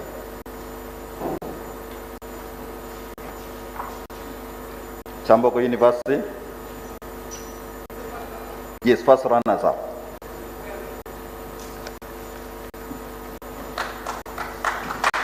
Thank you, Chambogo University. The Achievers Group, And this is how we really want to make sure that youth is engaged in all our programs.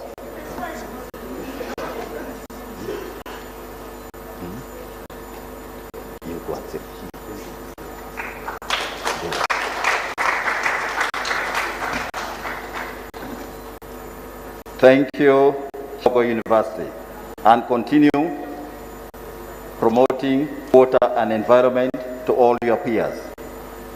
The winner of the Hackathon Award and Youth Debate is the PET group, and that is MOVES. MOVES.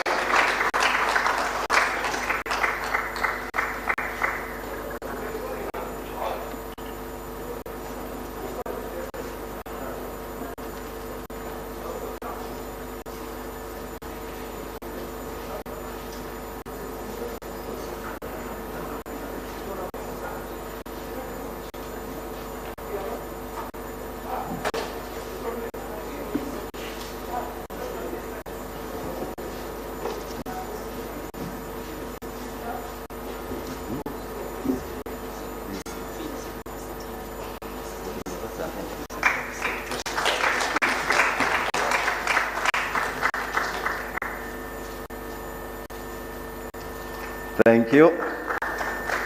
For the youth debate, the university category,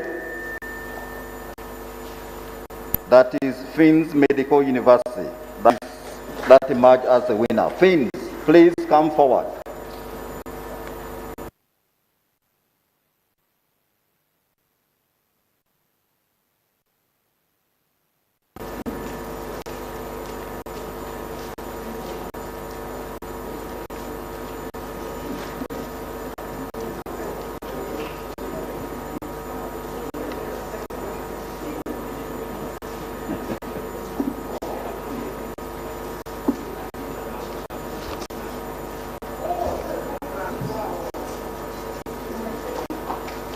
Thank you, Finns University.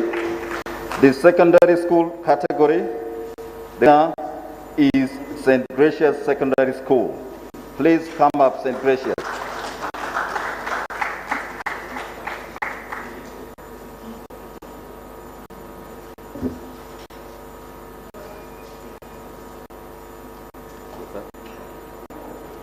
Quickly, quickly.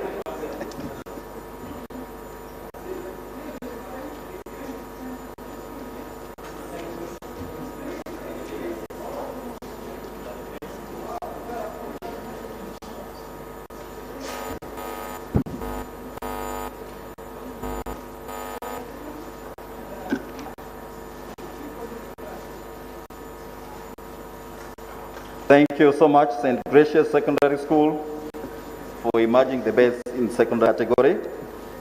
I'd also like to call the lady who is responsible for us being here, and she did the most mileage.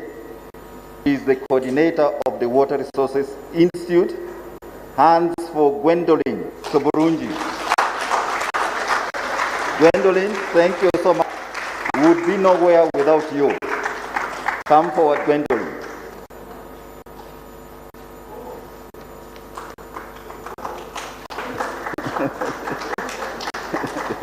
Yes, go there, Gwendolyn.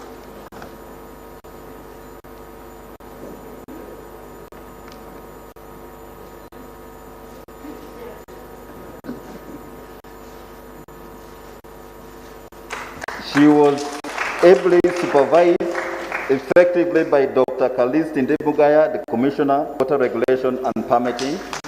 Dr. Kalis.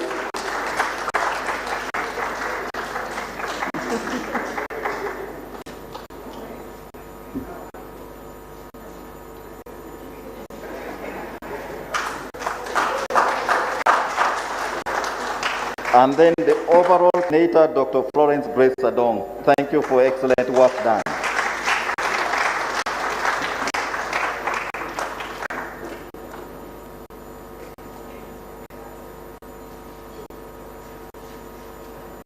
And Honorable Minister, you'll do this. Ladies and gentlemen, one of our best and best supporter when it comes to environment issue is going to be recognized today. She has put a lot of effort ensuring the decade of restoration becomes a reality. She is a voice in cabinet. She really supports our ministers in this particular area. So would like to say thank you to the Right Honorable First Deputy Prime Minister Dr. Rebecca Alitwala Kadaga.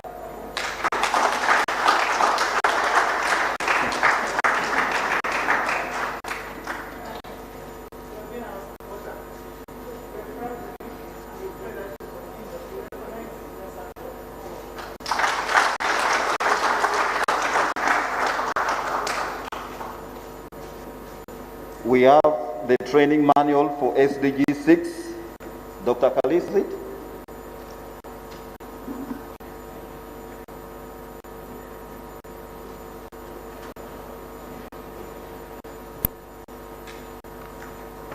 As mentioned, SDG 6 is core for the achievements of all the other SDGs, and we have come up with the training manual. Thanks to Water. Jane, you're here. Come forward. And Water Research Institute, Dr. Kalis, as we formally launch this training manual for SDGs. Where is the microphone? The roving microphone? Bring forward, please.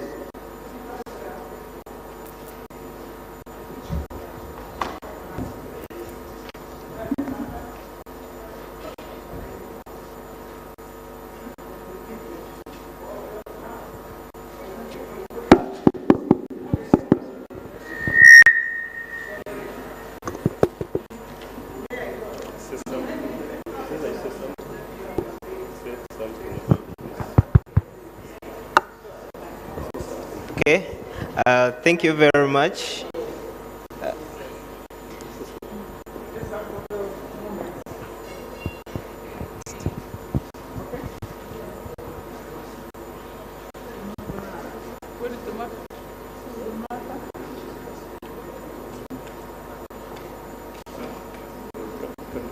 You can be speaking. Yeah, thank you very much. My name is Cesar Chimbugwe. I'm the head of programs at Water Uganda. This is a journey which started about 2 years ago with the Resources Institute.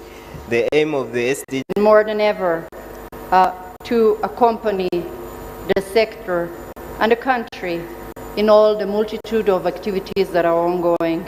And of course, I can't speak for the donors that are also here because I'm not the chair of the donor group, but I'm sure they would all agree that we are all behind you.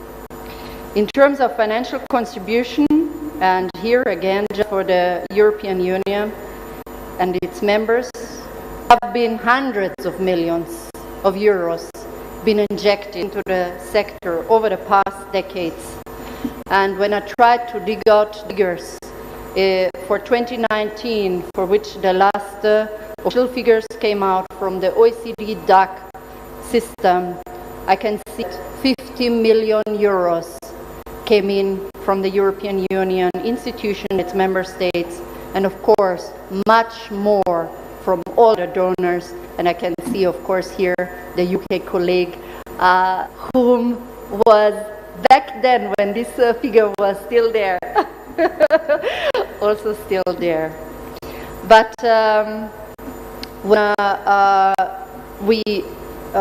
when we can see about the European Union is the key actors, of course, and I'm very proudly to be here as also. We also have Germany, who was opening this Water Week.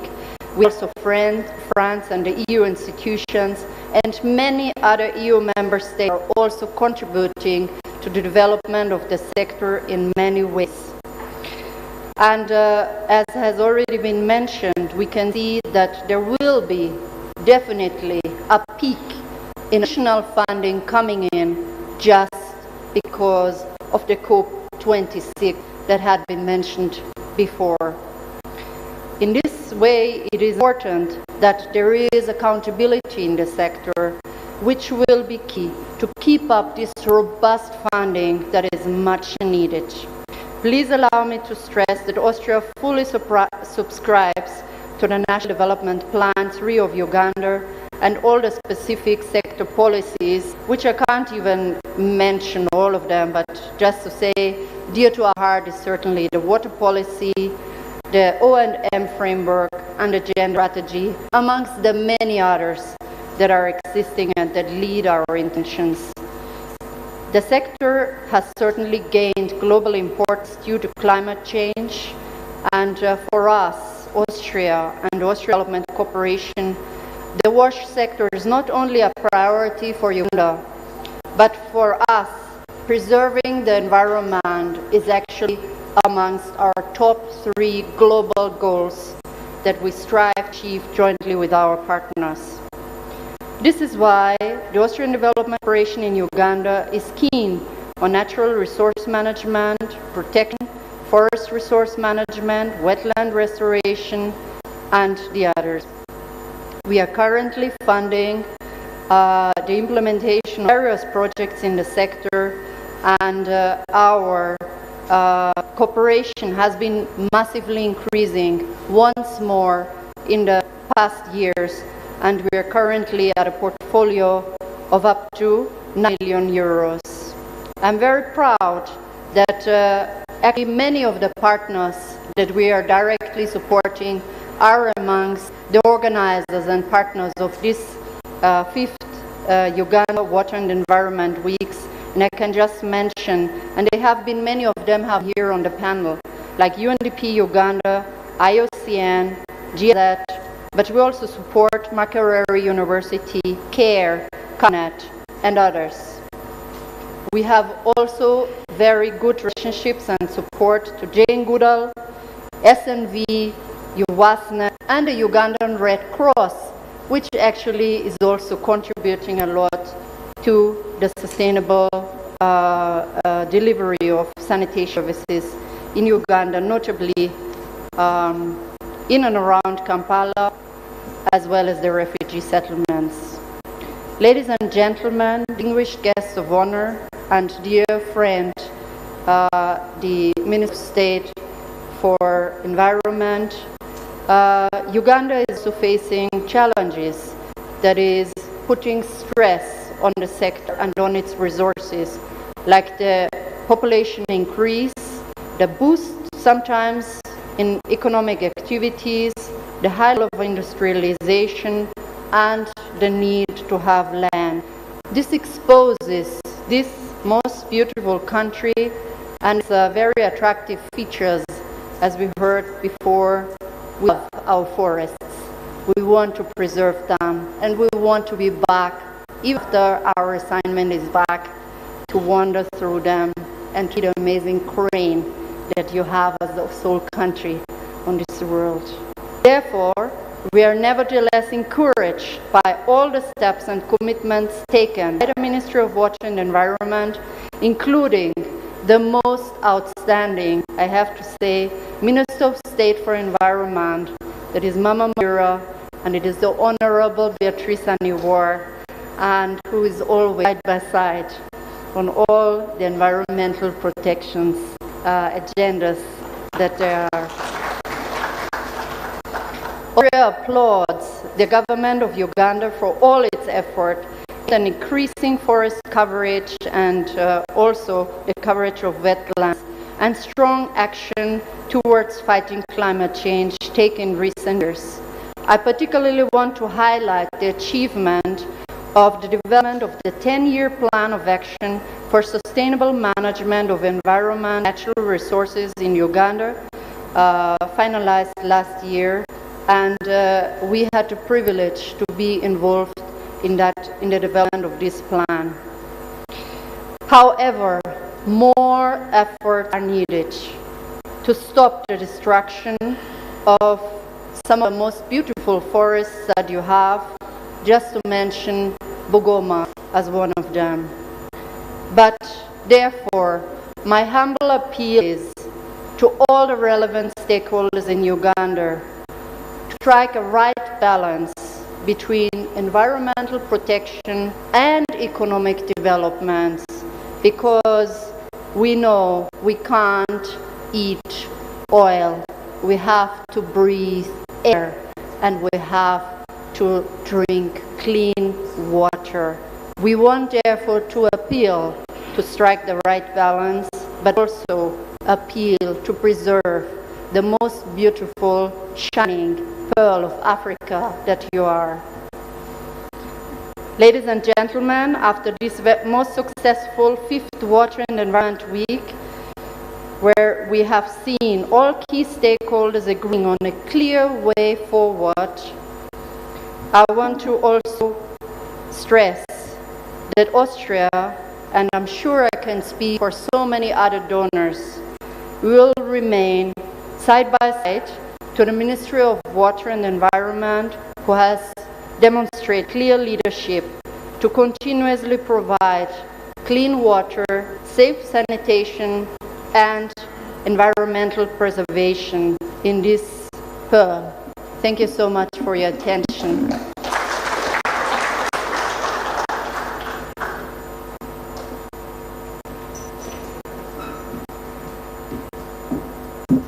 Thank you very much, Dr. Roswitha. We're coming closer to an end of the 5th edition of the Water Week, but just before we get our Minister and Chief Guest, I know that our guest honor is a lady who stands for human rights. She has been a human rights defender, and not only human rights, but also a keen defender of women's rights. And it's pretty interesting that we always have the Water Week coming through in the month of March, which is also considered to be a Women's Month. And for just before we get the 2 last speakers of the day, allow me give just 2 minutes to a lady. And this is a young girl who is a survivor of child marriage, as well as denial of education. Great that she is now in school, but this was all due to what she says, climate crisis. And this is what we were talking about earlier on, that the time is now. We either act or we will regret much later on. Ladies and gentlemen, allow me give just 2 minutes to have an experience from Nansubuga Lydia Latifah. Latifah, if you could rush up here. Nansubuga Lydia Latifah from Muyenga High School. I'll get you 2 minutes before I invite our chief guest.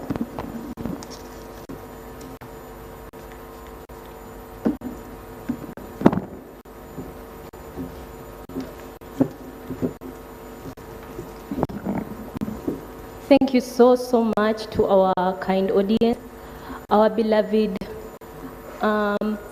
Minister of East African Affairs and the First Deputy Prime Minister, Honorable Rebecca Alichadaga. I recognize your presence and the other important guests in the audience, protocol observed. My name is Nansubuga Lydia Latifah. I go to Muyenga High School.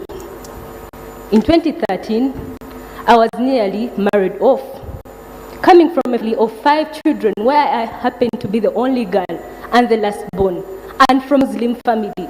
My education was not at all prioritized, was denied an education, and they looked at my marriage as a source of solution because my family was going through hunger and starvation since we basically depend on agriculture for survival. But due to climate crisis, we would no longer grow crops, we would no longer have what to eat, and I was looked to as a solution through my unwanted marriage. But it being a fact that I'm an advocate for the rights of girls to education and ending denial of education to girls and even child marriages, I decided think so hard of what would be my way out from this unwanted marriage.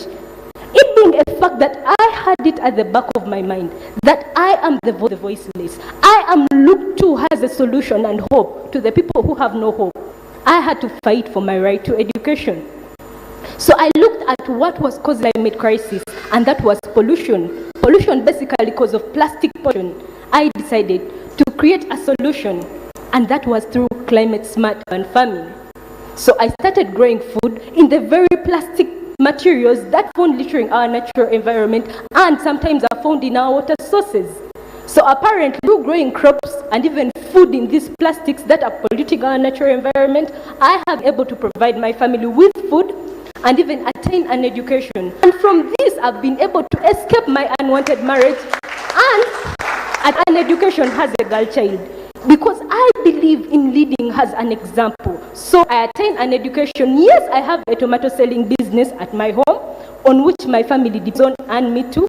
So it's from that little income earning source that I'm able to go to school. Yes, fees is not that clear, but I believe all will be well. Good enough, I am a solution creator and I saved myself. So I believe every girl and boy out there, we can do it. We the youths are the ones to rectify the mistakes that have been made by our ancestors years ago. And that is through climate smart urban planning. To my school, Muyenga High School, thank you so much for giving me the platform to explain, to teach and to sensitize other girls in the different communities that it's possible to be the solution creator. It is possible to remain a girl. It is possible to obtain an education. Because I believe, as Nansuga, Lydia Latifah, that educating a girl is educating a nation. And climate smart urban is a solution to climate crisis. Thank you so much.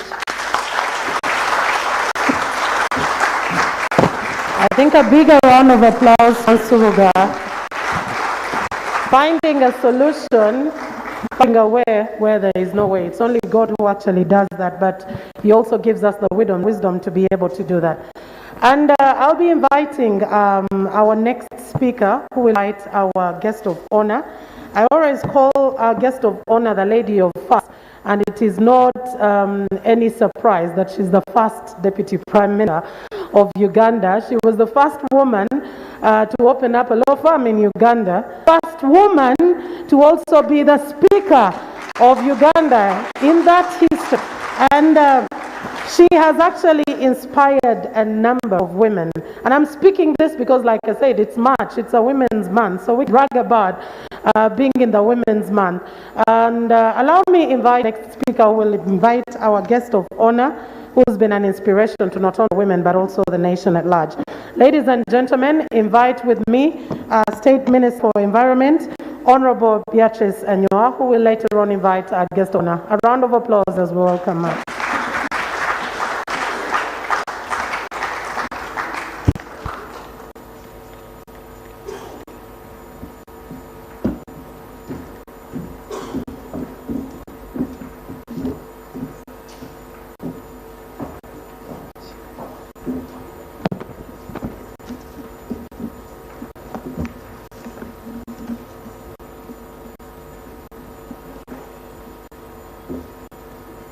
Our chief guest, the Right Honourable First Deputy Prime Minister, Republic of Uganda, and the Minister of East Africa, Right Honourable Reb Alitwala Kadaga,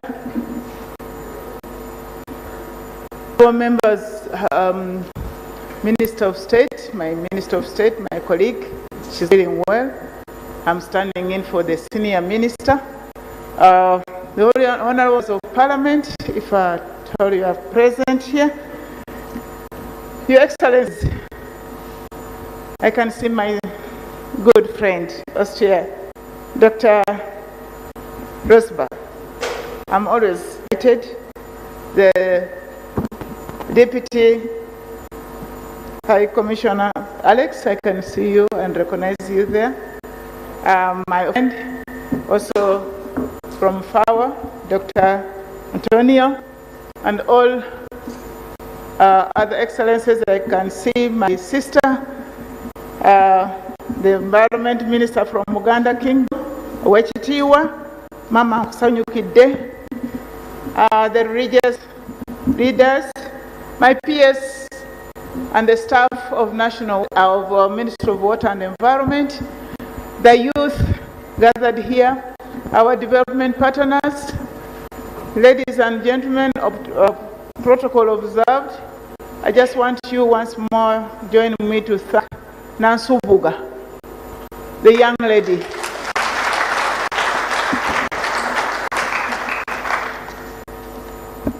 Right Honourable First Deputy Prime Minister, this has been a week of excitement I'm not only happy with Nasubuga. In the middle of the week, there was also a young lady who gave us an inspiration. She's a gospel singer, and really she sings for environment. How old was she? 12? She was such a young lady. That one was also one of them. I'm very happy. I can see the youth of Go Green. They're always here with us. Right Honorable Deputy Prime Minister and our invited guests, I would like to welcome you heartily to the Uganda Water and Environment Week, which we are celebrating at our headquarters here. Our guests, your interest of making it here cannot be underestimated. I want to congratulate you too for being there for us. But the country also today, where you left, our moderator was talking of how proud women we are. Men, please, you'll bear with us today. We are proud people. Where the Honorable First Deputy Prime Minister was, we have again elected a Speaker of Parliament who is also a lady. Right Honorable Anita.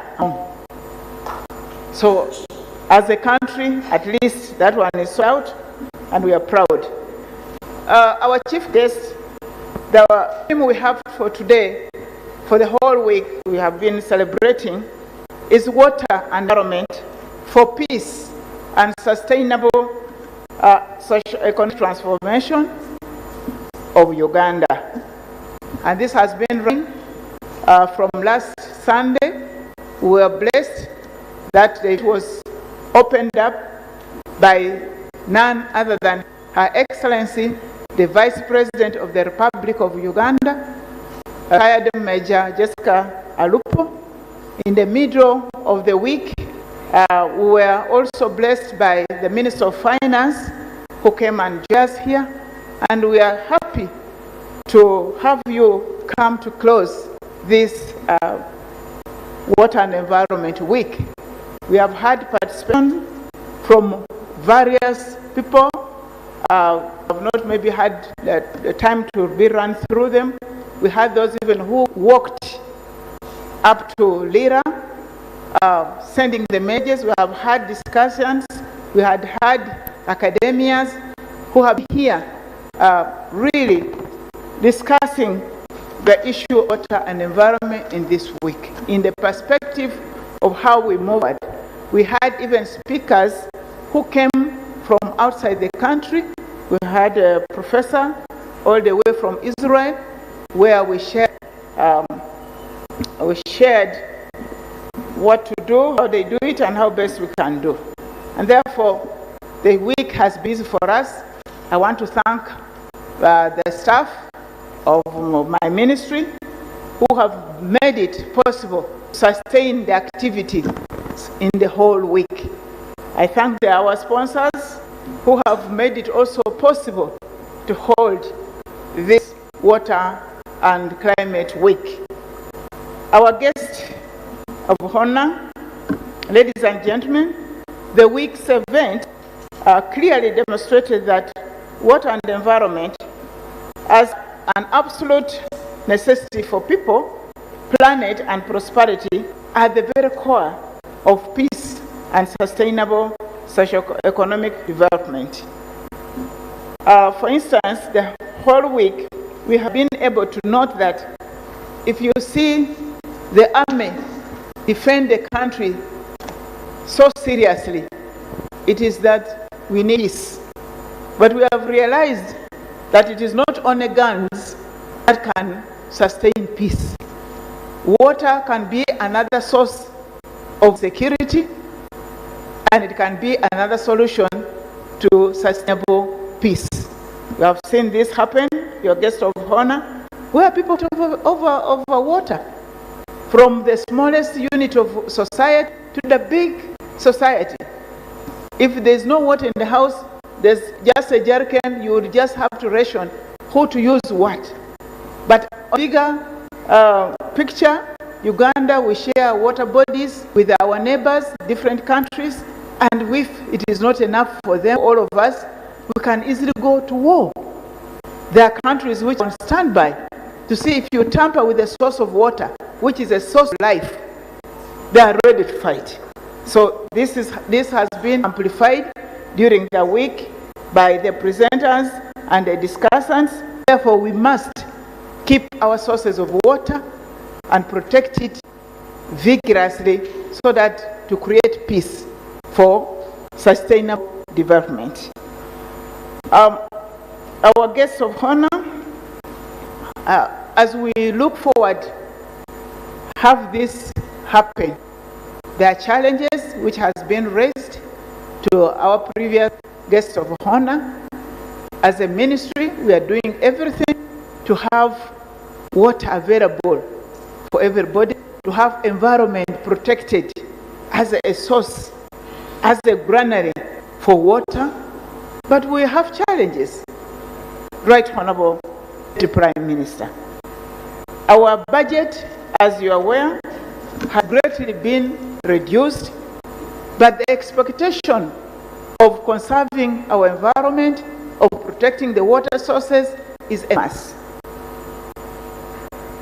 We still thank our development partners for being able to let us go an extra mile.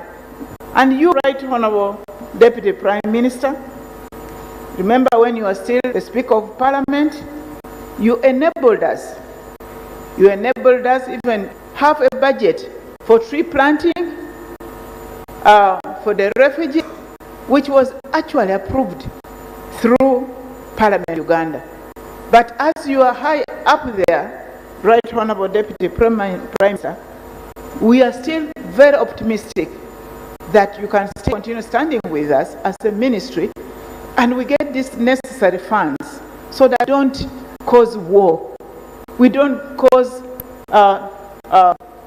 food shortages. We don't cause early marriages, Nansubugas. We don't bring Uganda to wars with other neighboring countries. We are also aware that heading a very critical program, and that is the 10 years, a decade of restoration to our environment. The chairperson of the subcommittee of cabinet that is spearheading the restoration, the decade of restoration project. And I just want you to thank her. And I ask our development partners that please don't tired, join hand with her so that we see this come pass. Our guests of honor, invited guests, we have been here the whole week, and today is the day we're ending. We want to let our guests know that we had advanced, Right Honorable Prime Minister, that we have environment levy, which is being levied on in Uganda and collected on behalf of the ministry here. But all the money goes to the treasury. We are just asking, as a ministry, do a better job. Can we have just 50% of that? Because I'm a minister and I'm aware we don't have much money as a country. What is collected as a result of cleaning the pollution of the environment should be plowed back to where it is used, to the implementers. For instance, Right Honorable First Deputy Prime Minister, last year we were able to collect 270 billion out of environment levy. We are just asking, can we have 50% of that? It will be able to enable us protect the water sources, the buffer zones. We'll be able to restore our wetlands, plant more trees in the forest, the boundaries of the wetland and the forest, and even fund the project you are heading partly, so that at least there be a basis. Can you amplify this?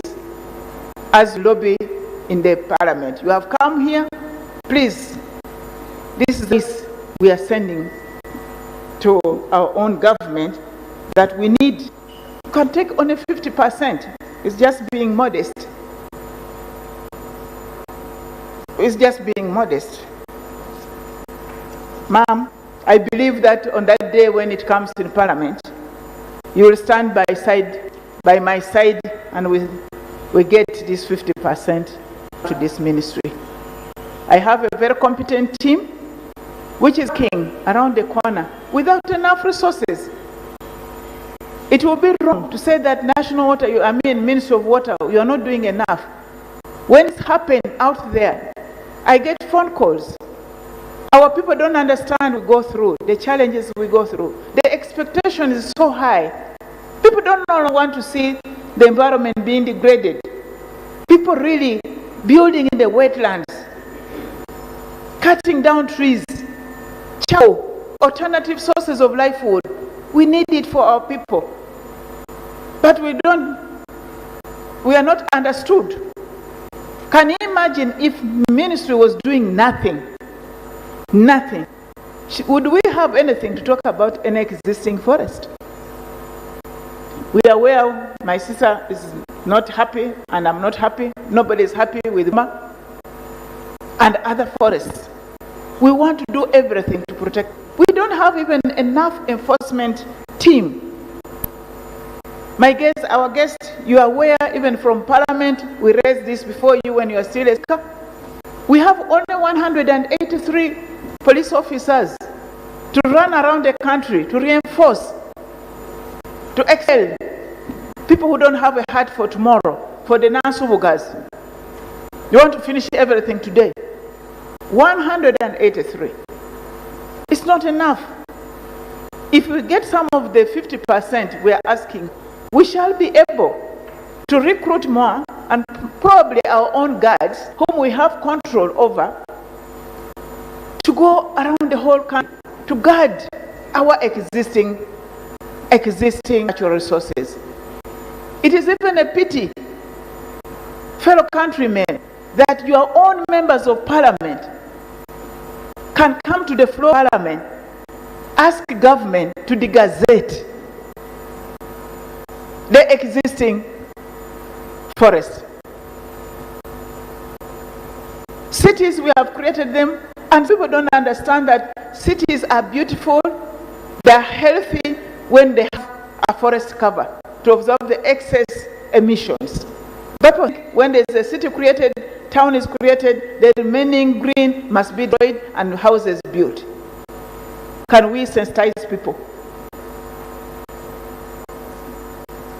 Our guest, invited guest, it is my singular honor to invite you, ma'am, to come and talk to the people and officially close the 5th Uganda Water and Environment Week for God and my country.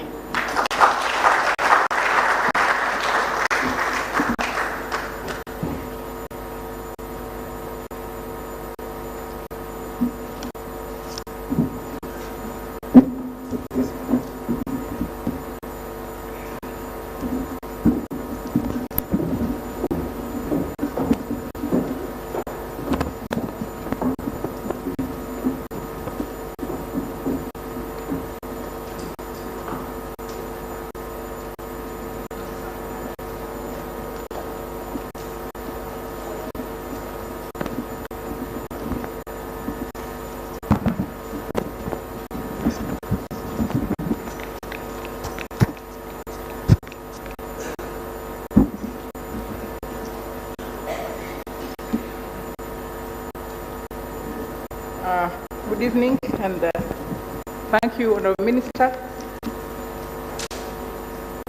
the members of Parliament, if any, the PS, our development partners, civil society, stakeholders, the government officials, the young people. It's a pleasure to be here today. I want to thank the Minister Mr. Invitation. We've led, of course, because we got some democratic exercises in Parliament. It has taken the whole day. But I'm happy to be here. But more happy that I'm coming to your home. The Minister of Water has a home. My minister is still rating some. So congratulations on getting your own home. Congratulations for finishing the week of activities, which have included dialogues, technical presentations, applied training courses, field visits, side events, among others. Let me thank the ministry for bringing together all the stakeholders to dialogue on the issues affecting the environment. As the minister was talking about creating participants here,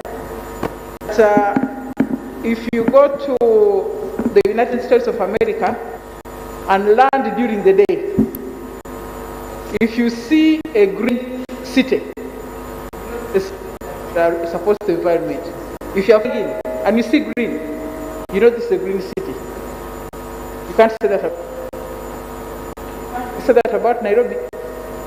I think the trees, so we there. It's extremely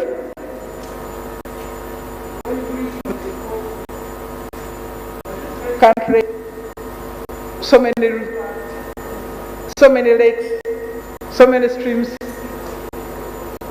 is heading for a water shortage, a scarcity. That was what happened in the Sahara. Yeah, what would happen? Very frustrating. We had massive forests. Is there a problem?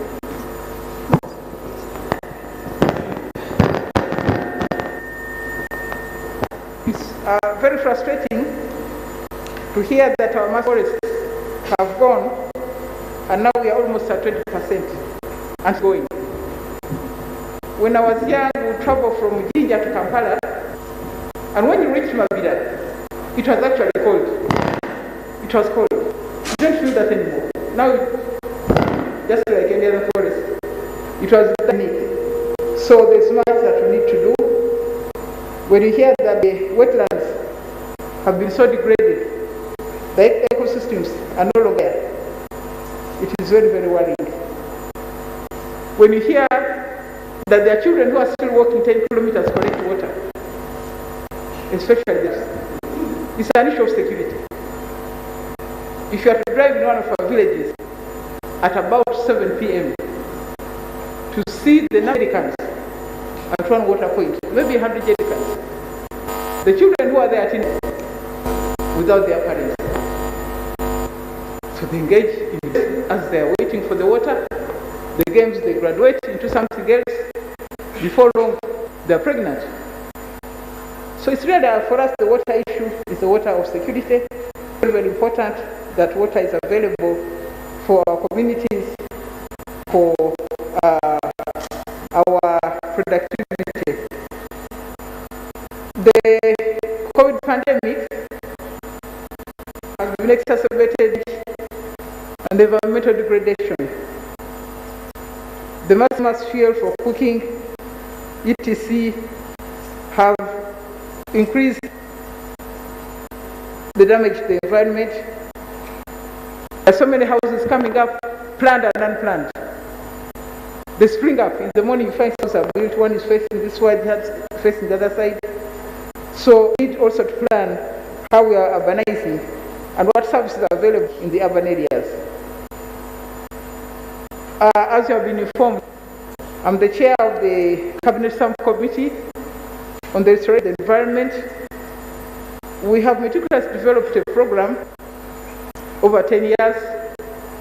One, first is immediate, and the first gunshots were fired by Honorable Anywa when she asked people to get out of the wetlands. The second was the Minister for Lands. Cancelled the titles, a number of titles in the wetlands, and we are moving now to the second phase. So I'm going to present that cabinet paper on Monday. If we do not adopt and implement that plan, we are doomed. and we shall have no excuse in the future. So sanitation and hygiene are pillars of human and well-being, but there's a large disparity in access to water vis-a-vis sanitation services. You hear about water, but not about sanitation. I think we need to do something about planning. Understand access to water in rural areas stands 69% and 71%. Okay. But we prioritize sanitation. So we need to be more efficient in the way we use our resources. We need to use all the partnerships that we have engaged in here to ensure that we improve our environment. Some time back I said a program whereby if I attended the wedding, I would ask that the family of the girl plants a tree, the family of the boy plants a tree, and the family where they're going to make their home, they will also plant some trees. If we have, you know, it's weddings here. I also thought that if you graduate, you should also plant it because it's a big occasion. But even with this, so if we're able to do that, I think we'd have a lot of trees, a better tree in this country. But thank you for organizing the Water Week on the Minister and the Ministry. I want to thank the Uganda Joint Christian Council, the Uganda Kingdom, where are the Basoga? Where are the Basoga? These are school children. These are school children. Private sector. There's been a summary report presented. The preparations of this week have reaffirmed our dependency on the environment and natural resources, which we need to deliver water, goods and services in order to enhance productivity. Therefore, I urge all of you to carry back to your homes what we have discussed here, put them into practice. When we meet again for the Uganda Water Week, we should be reporting on what we have done in our different fields of engagement. So on that note, I'm delighted to close this workshop. So already I launched, I think, the training manual for sustainable development. Please use it well. Ensure that the SDGs are well grounded in our communities so that we can make a difference as we carry forward the agenda. I thank WaterAid Uganda for supporting the development of this manual. The Water Resource Institute, which will be in charge of it. Therefore, I formally now launch the training manual of SDGs for use and dissemination to all the stakeholders, including the local communities. I hope there are some braille. I don't know whether the blind have a version. I hope we can produce one for the disabled people so that they're also able to access it. Thank you very much and have a good evening. Thank you very much, our guest of honor. Thank you so much for sparing your time. Maybe just before you sit, our guest of honor, I request you launched time, but I would kindly request that you just append your signature to our commemorative painting. Clearly speaks about the Sustainable Development Goal number 6. That's about protection of the environment. That speaks about restoration of the environment. One of our panelists spoke about that. And it's very key that whereas some of these resources are finite, we can be able to replenish them. And also, together with the minister, before you to sit, kindly allowed to cut the cake with us. And I would also kindly invite the Permanent Secretary, Mr. Okoto Kidi, as well as Dr. Florence Adongo, who's the chairperson, National Organizing Committee for this event. So after the commemorative painting, allow me kindly request you, our guest of honor. Like I said, I call her the Lady of Fasts, together with the Minister, State Minister for Environment, together with the Permanent Secretary of the Ministry and the Chairperson of the National Organizing Committee to cut the cake right there to commemorate and officially end the 5th Water Week. And like she said, we come for the 6th Water Week. We will request to make sure that we can have implementation of whatever we've talked about. So I think we will count down from 5, since this is the 5th Water Week. We'll count down from 5 to 1, and then we'll cut our cake, and we'll allow our chief guest to actually dip, because I know she has quite a number of functions too. So we count 5 to 4, 3, 2, 1. Congratulations to the Ministry of Water and Environment upon this successful completion of the Water Week, the 5th session. Congratulations. And since our guest honor officially closed off the event, DJ, since our guest of honor has officially closed the event, allow us to stand up once again and honor East Africa as well as Uganda at large. We'll play the anthems in reverse order, starting with the East African anthem and then the Ugandan anthem, and we will close off this 5th edition of the Water Week.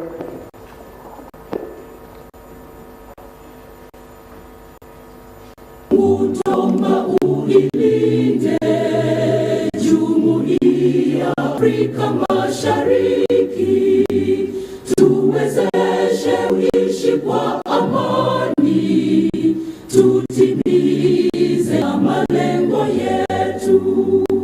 Jumuiya yetu sote tuilinde, tuajibike, tuimarike. Umoja wetu ni nguzo yetu, idumu jumuiya yetu. Uzalendo pia mshikamano viwe msingi wa umoja wetu, na tulinde uhuru na amani, mila zetu na desturi zetu. Jumuiya yetu sote tuilinde, tuajibike, tuimarike. Umoja wetu ni nguzo yetu, idumu jumuiya yetu.